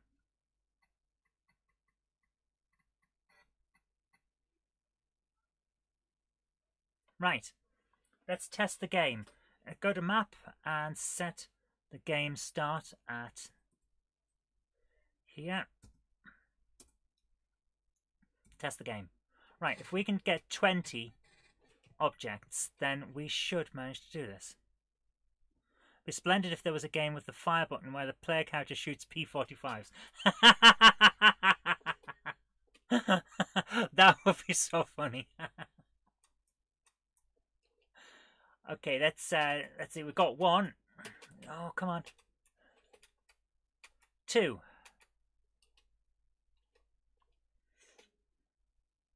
3. 4.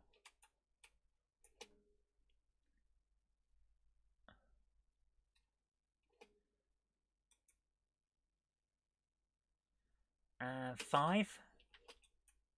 Right, this is the hard, tricky part here because I'm not very good at this. 6.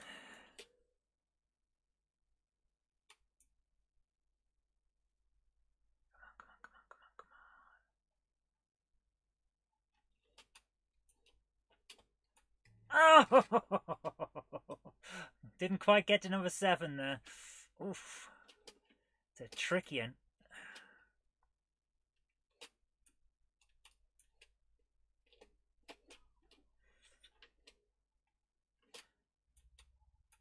7.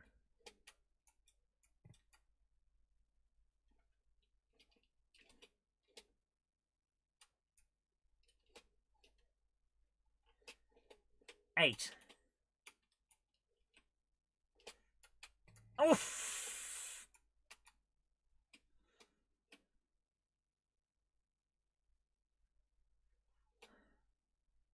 9.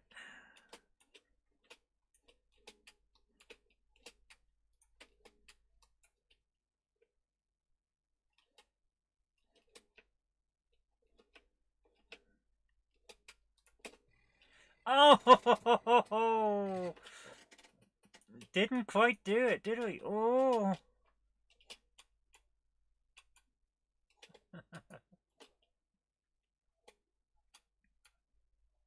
Right, that's 2. I just managed to accidentally die on a screen that I knew like the back of my hand.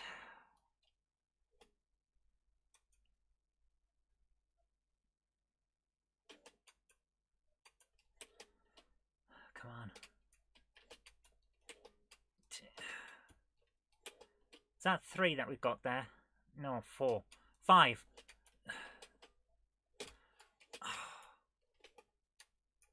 Oh!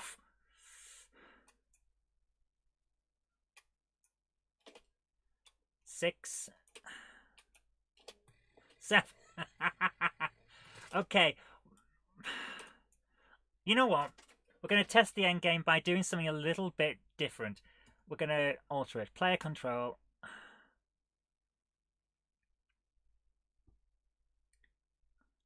Where is it? If A equals 6, end game. Select it. Okay. Exit. Right.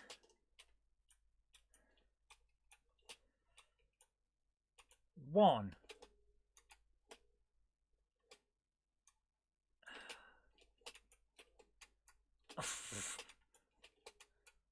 Two. I did it again. No! I'm dying on the screen too. That's 4. We only need 6. 5.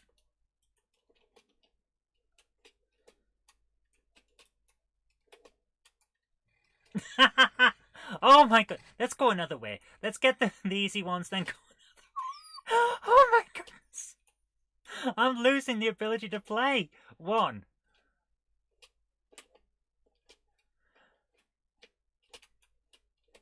2.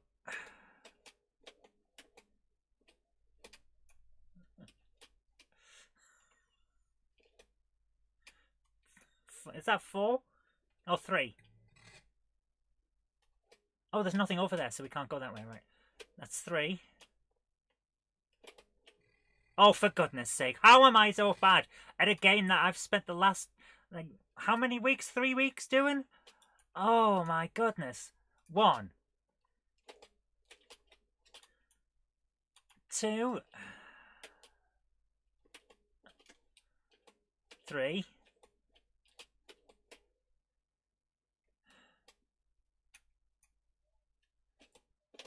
4.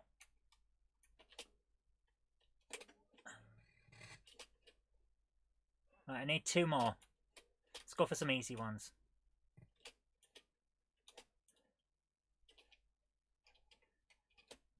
For goodness sake. I need 2 more. Come on, come on. We can do this. Wait till the sprout's going across. We only need 2 more. Come on. 5.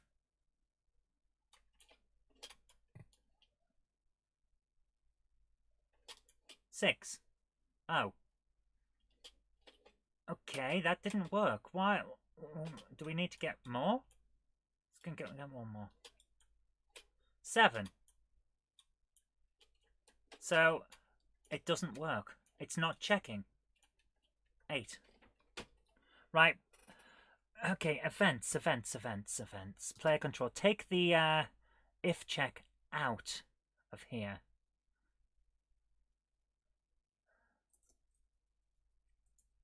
I'm going to take the if check out of here. The if a equals all that. And put it into the main game loop.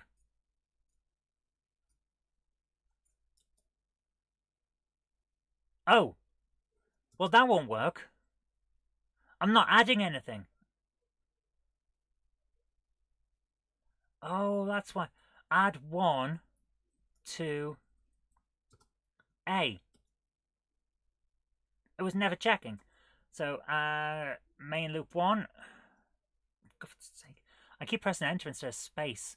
You have to access these by pressing space. If A equals 6, end game. End if. It is end game, isn't it? End game, yes it is. Okay, let's try that. So, save the game.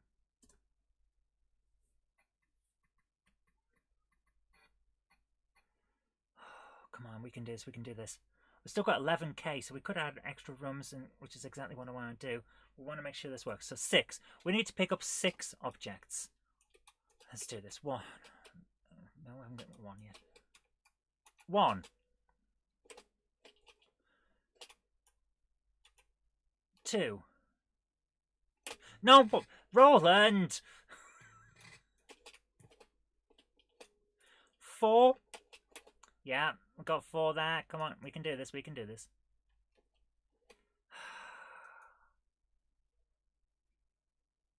5.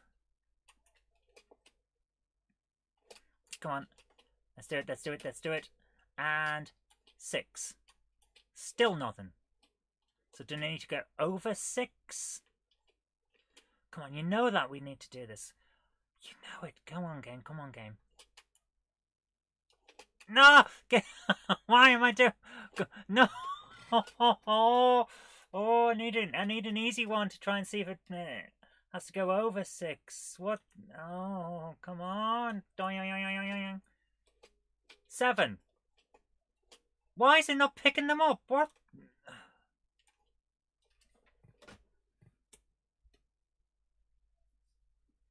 Right, events. Main loop. Where's main loop 1? Where's this place the display lives?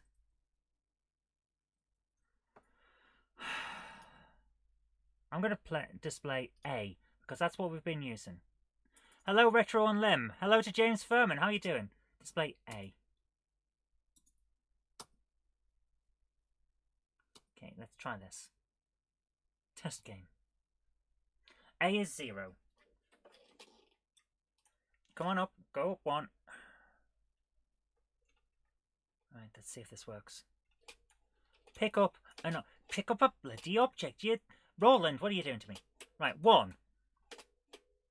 So it's working at the moment. 2. 3. No. Every time we... Oh! Oh my goodness! Look what's happened, guys. It resets. It resets every screen. There's our problem. The variable is resetting every screen. So what can we do to change this?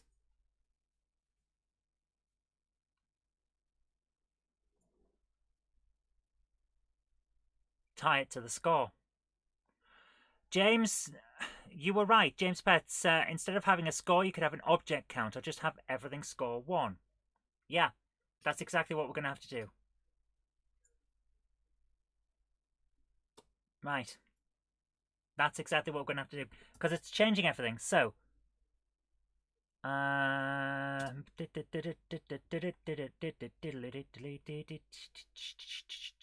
So we have one object that scores 1,000. And what... Yeah, okay. We're going to have to take out... I'm going to do this the same way I did for everything else. Everything, when you grab an object, scores 100. Every single thing. We'll add the pudding bonuses back in, James, once I've got this worked out. So, score 100. And then it'll be end if.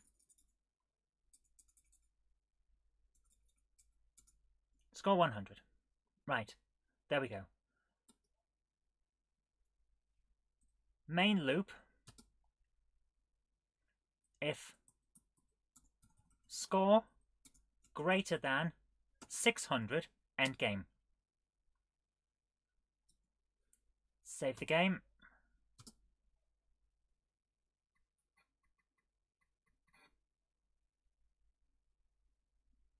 And test the game.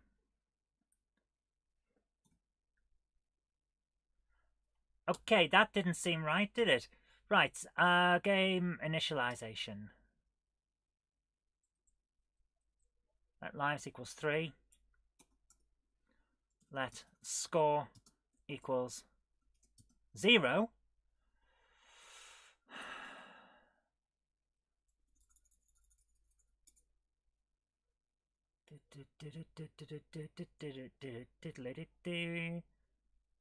Okay.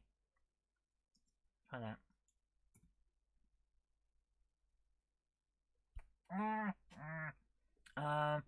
For end game loop, where's the end game loop?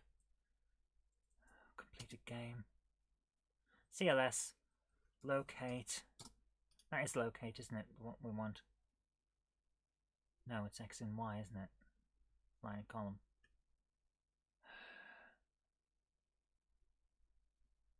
Change every time sprite's displayed. Right. Okay. Let's change this. Oh, come on. Can't do that. Where's the message thing for main loop 1? How do I set it? Let line equals and let column equals. Right. Completed game. CLS. Let line equals 1. Let column equals 1. Try that. Test game. Okay, that printed in the right place, but it's not...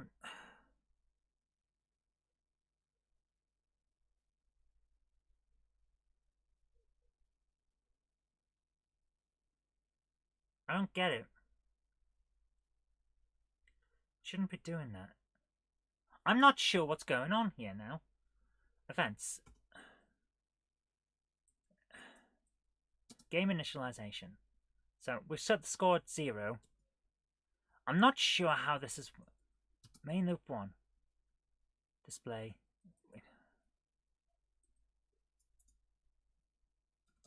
Display lives. Oh, if score is greater than 89. Okay. Score is greater than 6. Game initialization. Player control. Right, so let's drop it down to score of 1. To see when we pick up an object. And see if this works. Because it only seemed to go up to a certain amount, didn't it? Score 1. Okay. Let's see if this works. Because it seems to be doing some weird things. No! No! What are you doing to me? Oh my goodness. What is wrong? Events. Let's have a look at that main loop again. Look at this. If score is greater than 6, end game. Why is it on a different line?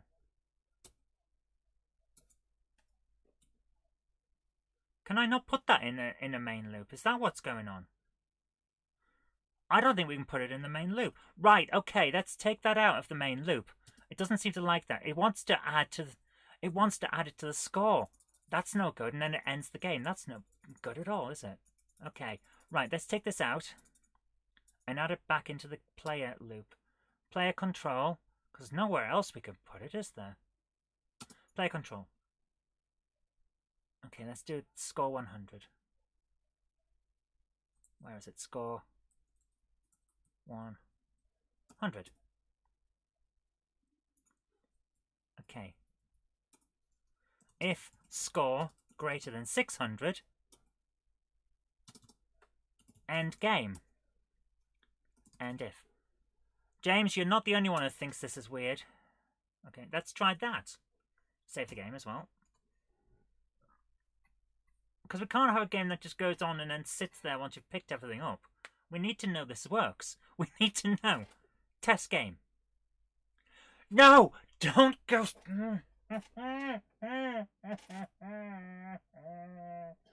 What are you doing to me, you horrible machine? You're doing this on purpose. Completed game. Let's check. If score greater than 600.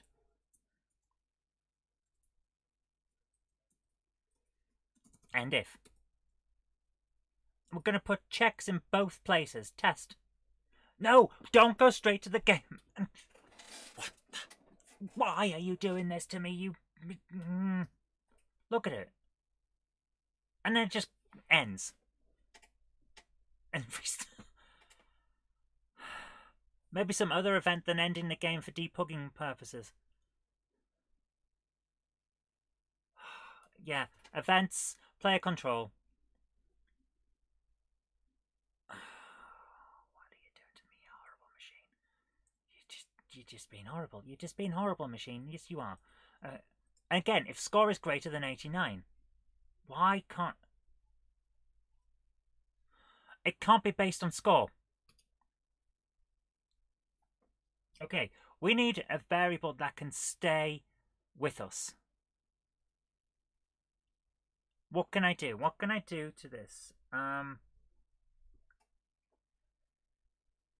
need a...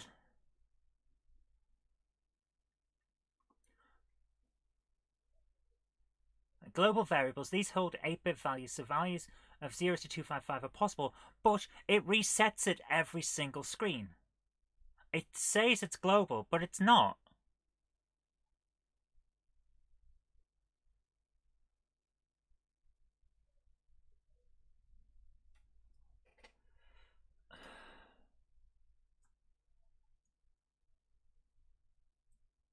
If A greater than 6.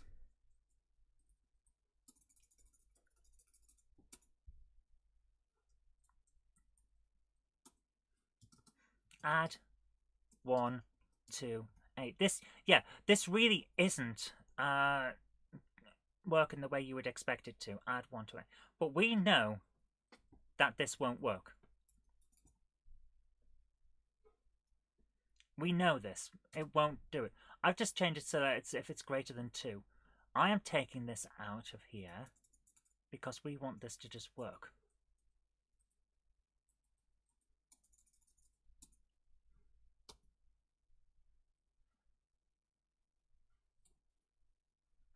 Change the event to player control. If A is...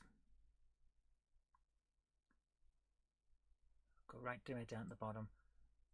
If A equals 2, end game. Go back to game initialization. Let lives equals 3. Let A equals 0. Try this. A gate at the end that only appears if score is above a certain number. We might have to do something like that. Try that. Right. We are currently on a screen that has with A equals 0. We should...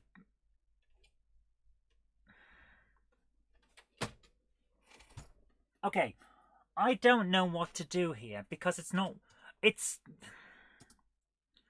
The player control isn't checking what's going on. We've got an if deadly, which works. We have an...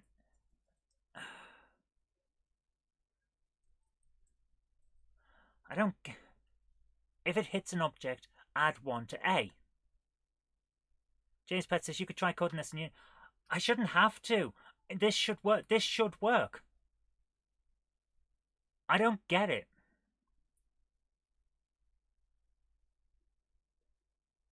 Yeah. If can be used with a function. So reading this here.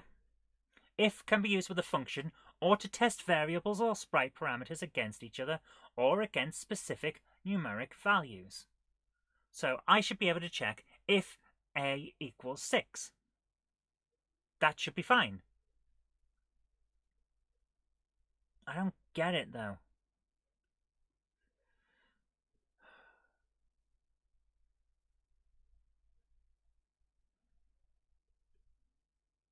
Where am I? There is not good, way too vague. No, there are examples, but not for this. There's no. It's very annoying.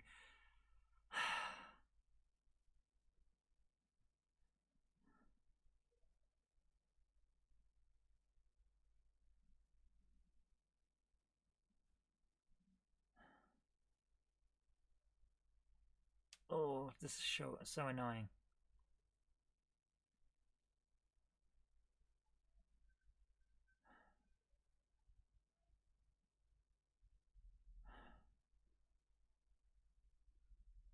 Yeah, Mickey and Jenny, you're correct there. The game engine is powerful, and we've built a great game. I'll say that.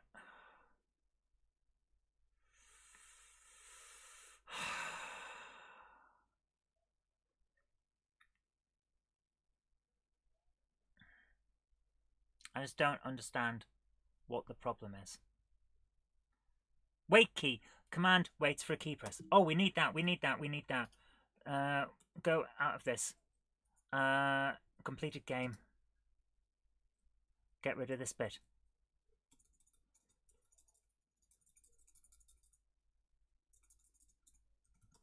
Wait key.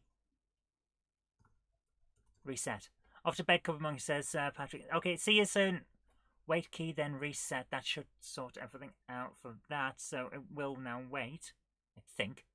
Nothing's in the right order either. It's very, very annoying. Restart, not reset.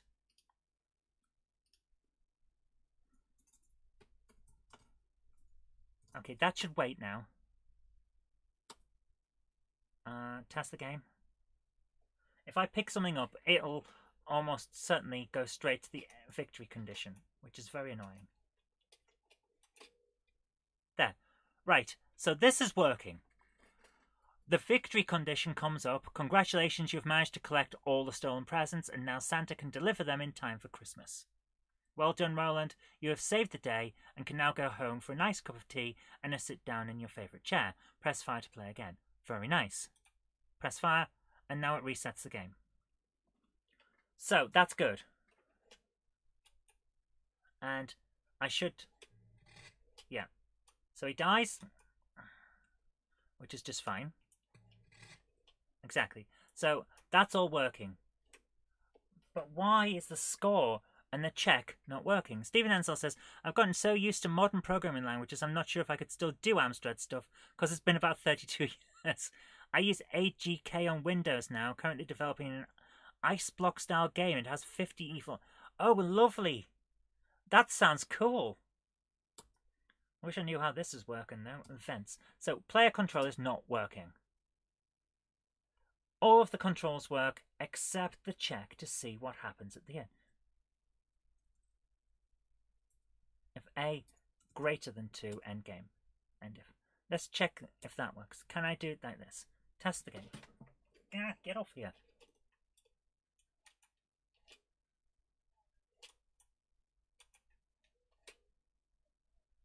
Immediately it does that. So it's not even checking A. It's not checking A.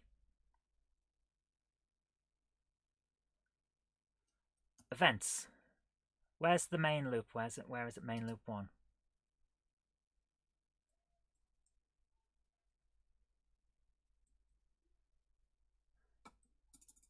Display A. Instead of show score, display A. Test the game. So we have 0. We have a score of 0. What happens if I do this? What happens? It immediately changes the score, but it wasn't right. The score wasn't right. That's what it is.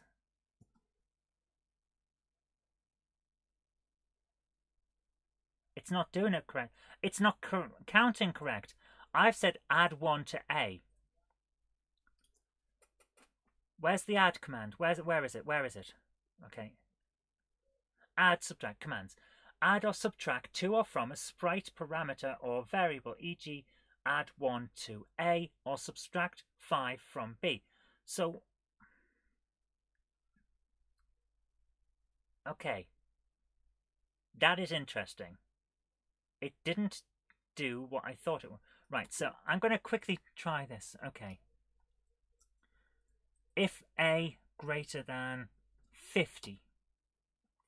Let me check what it's doing. Right. Score is 0.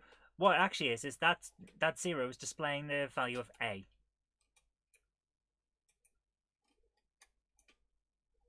A is being checked for something else. Look.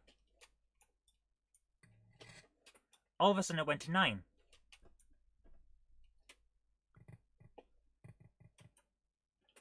Why? Why is it going to 9? Nothing's... I'm not using A. Trust me, this game I've been developing, you're going to love it, says Stephen. Interesting. A isn't resetting. A is not working the way it's supposed to. So I think A is being counted for something else. It's constantly increasing whenever you get near a price. Yes, it is. And that's not what it's supposed to do. So, we need to work something else out. What's the Amstrad dev kit you're used called? It's called Arcade Game Designer. And it's by Jonathan Caldwell. When you die, it's going to 0 as well. Yeah, it is. So we can't use it as well.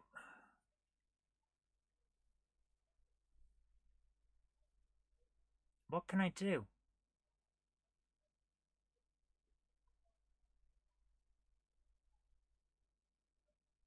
I think we're going to have to rethink how this works, because it's just not working, is it? It's not working at all. Events. Game initialization. Let me take this out. And see what happens now. If I take that out of the game initialization and go into the game, score is 0.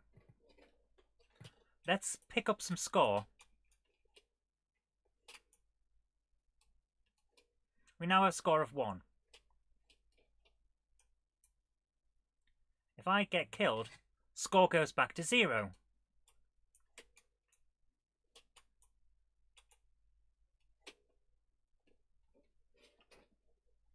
There you are. It's the same. This is the issue. It's adding and just going up and up and up the moment we get near to the object. We can't have, so we can't do it. We can't have that. Okay, let's try something else. Events. Player control.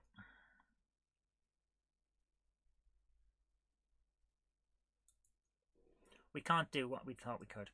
Add 1 to A. Yeah.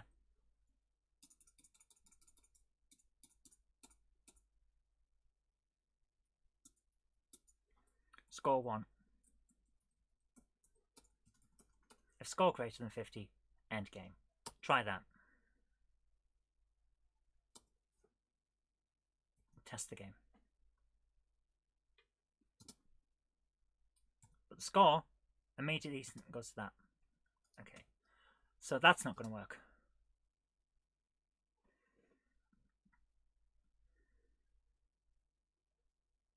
So what can we do? We can't check based on score. That's why we can't check based on score. So what do?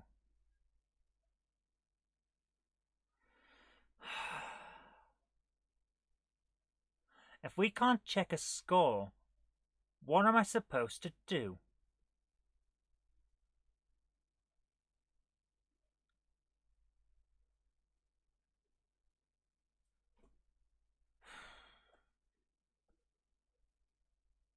Remove.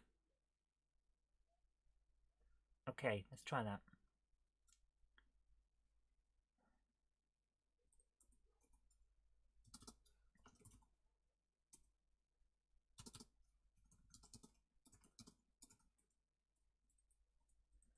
Okay, let's try that. If we just have the remove, if A greater than 50, that should never come up. Collision detection on a gate that uses the score to validate. Perhaps. We may end up doing that. Let's test this. Right. At the moment, nothing's happening. Whoops. What did I press? No! Right. I have a weird joystick here. It lets me pause things. So, this should change based on whether we collide. Come on. And across. Okay, that's not what I wanted to do. So I just removed Roland. That's not right. How do I remove the removes the present sprite from the table, useful for destroying enemies or picking up objects. Well, that's not good, is it? No, I don't want to remove the sprite. Where's the code for objects? Where's the code for dealing with objects? There was an example piece of code and it's tiny and doesn't do an awful lot. Get object. Right, okay. Events. Player control. So.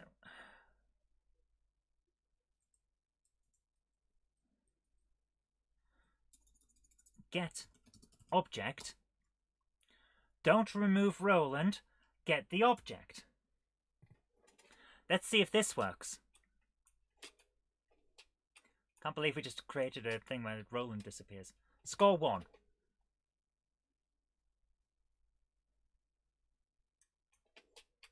Score has gone back down to 0. Score 1. Score has gone back down to 0. Right, what can we do? What can we do? Okay. Close that. Events. We need to sort this out. We need to make sure this works. So, we're now getting the thing and it's not going up again. Add 1 to A. Right, so that's fine. Main loop. It's displaying A. But A isn't changing. A is being reset on every single screen, so we can't have that. Show score. Score should go back. Right. Let's have a look. What kind of maths can I do?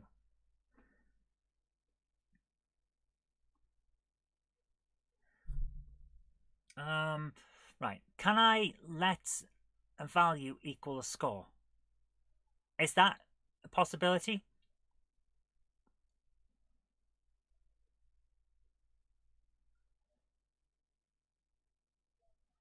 Oh, because score is a command.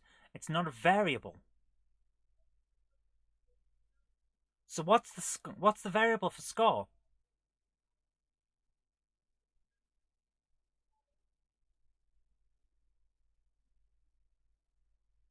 There's got to be one.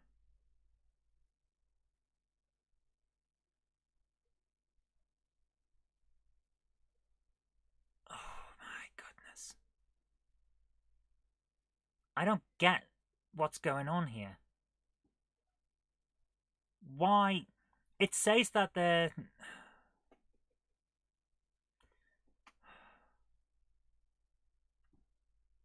I don't get it.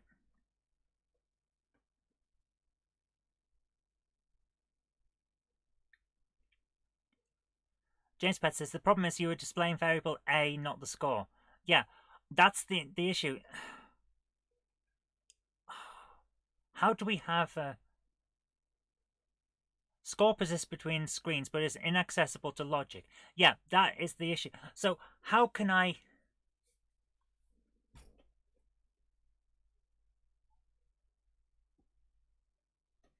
So how can I do any checks with it? I can't...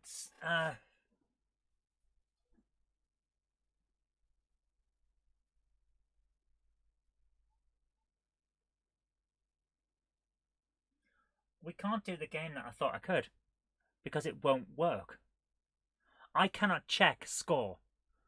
I can check variables, but variables don't persist between rooms. So what is the point of variables?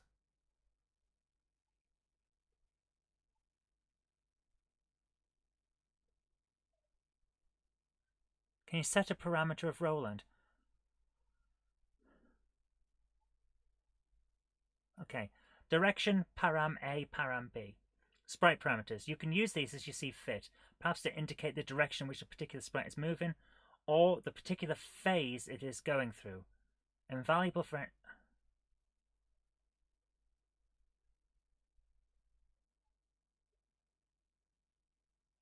Okay. Okay, Okay, param A. We don't use param A. We don't check param A.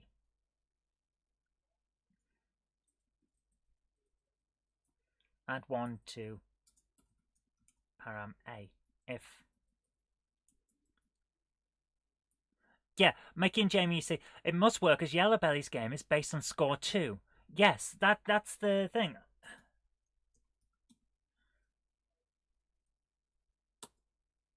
Can I use that? Let's see if we can use parameter A. Okay, parameter A doesn't work. Game initialization. Let's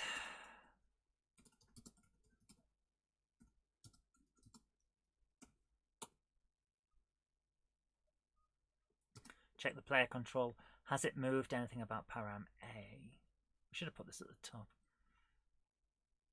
Okay, it's let me sort that. Let's see if this works. Immediately goes to the thing. So param A can't be used for a check like that. So what can I do? Why can't I see the score? Why can't I access it? This is so frustrating. Guys, what am I... How am I supposed to do this? This needs a better manual. I understand that...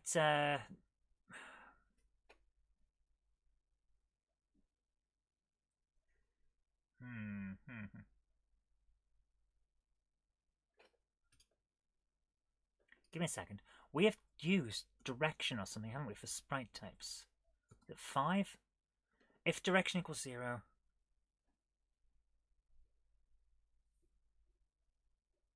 Okay.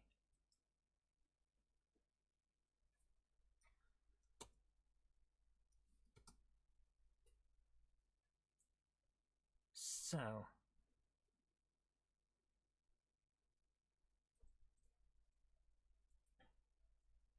we should be able to change this then.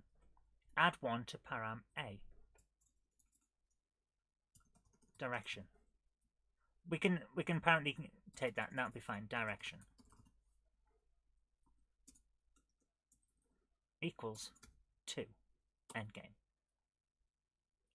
And game initialization, because it's not interested in direction, is it?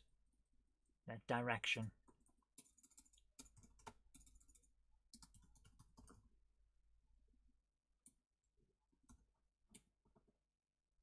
Try this. Okay. So far, so good. Now we have a score of 1. Now we have a score of 2. It doesn't like parameter A, but it's okay on direction. So now we're getting somewhere. So let's increase the event check. Player control. Let's put it to 4, just to see what happens. Okay, if direction equals 4, end game. See, this is the thing. This is why I like programming, because it's a puzzle. And I love puzzles more than anything else. 1.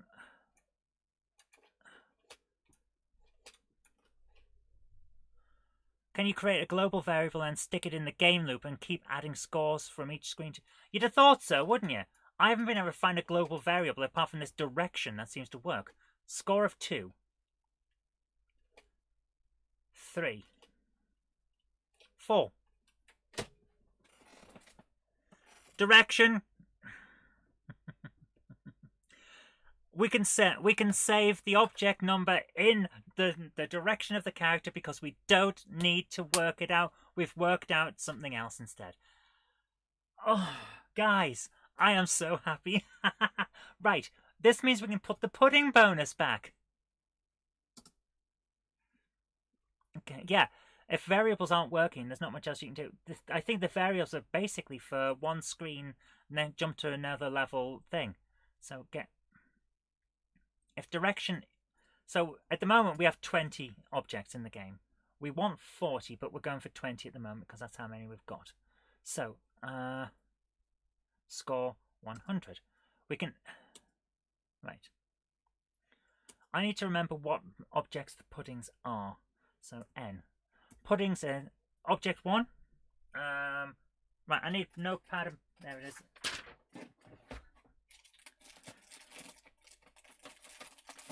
Give me a pen, draw. Come on. My goodness, right. Pudding is puddings. Object 1.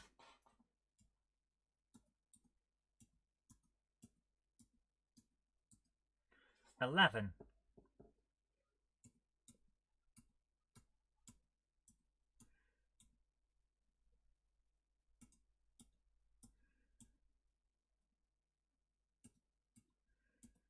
Yep, we have 2. Can we display a message whenever Roland collects an object? That might make the game more fun. We can. We can display an object. We can even make a sound. We just haven't done that yet. So let's put the objects back in. Okay, events, player control.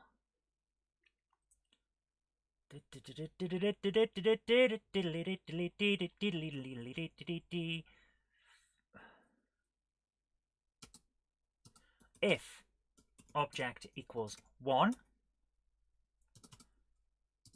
score 900.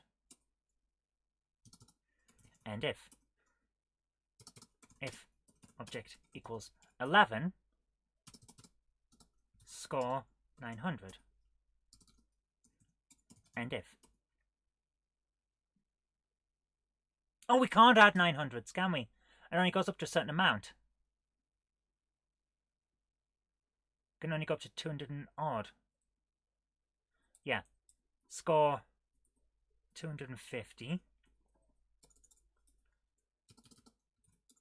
Score 250. score 250, which gives us 750, score 150.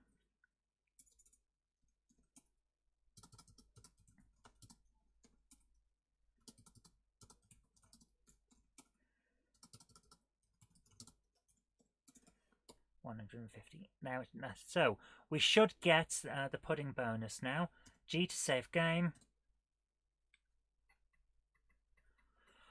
Oh my goodness, the things we do, eh, guys? Test the game. Here we go. Right, I'm going to bring the joystick up onto the main game table.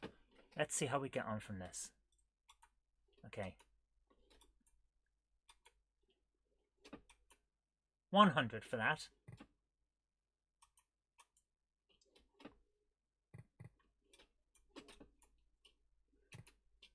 $1,000 for the pudding. Pudding bonus. Oh, wait for this guy. Yeah, and across. And it's just working out. So let's go and find the other pudding. Not on this. Roland approves of pudding. I'll see what I can do. I'll put that in, yeah.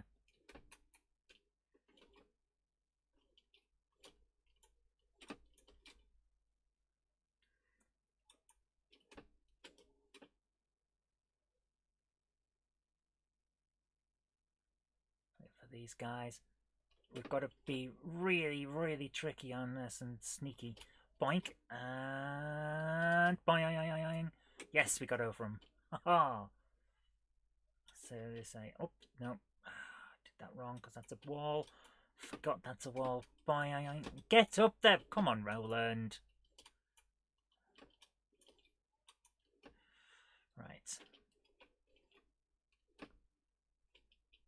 So, grab that. And across. Get that. Does he come across all the way? Yes, he does, doesn't he? Ah, he got us.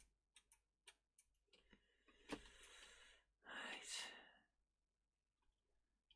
How do we get past this guy? Jump up to there. Right. So, run. Yes. There's the other pudding. That's what we're testing for. So, when we get this guy, which should be 2,900. Should be our score. Yes, 2,900. Okay, I don't even remember how many of these items we've picked up now. But we've got the left-hand side. Whoa! Oh my goodness, almost died there. And over. Yeah.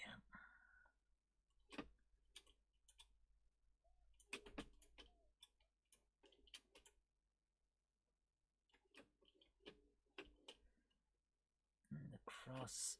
Right, now we need to go down and grab the present, grab the other present down further. Really struggling to catch a restore life rather than be deadly.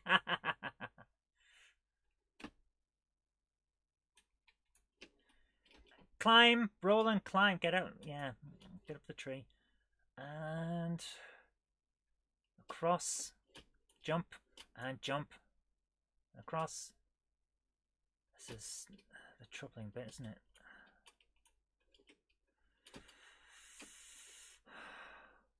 Jump and... Oh my goodness, so close.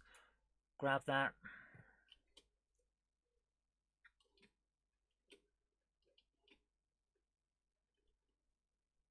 It's going to be tricky, but we can do it.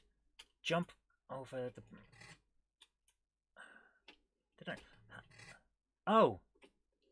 Oh! That's not fair.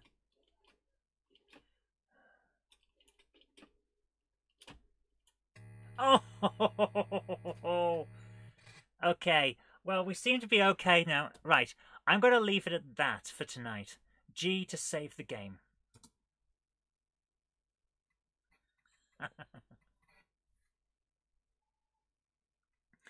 Okay, I'm going to leave it at that for tonight. So I'm going to bring myself back up onto the main screen. And what I'm going to do now is I'm going to make that available to you guys to play. So, Roland Rescue 2, duplicate a copy of that because I want to rename it as 2A. It's not quite finished, but it will be fun to play. So let's go to my Google Drive. And where a live game coding, that's where it is. You guys won't be able to see an awful lot in here, but that's kind of fine by me because we don't need it yet. Google, upload it.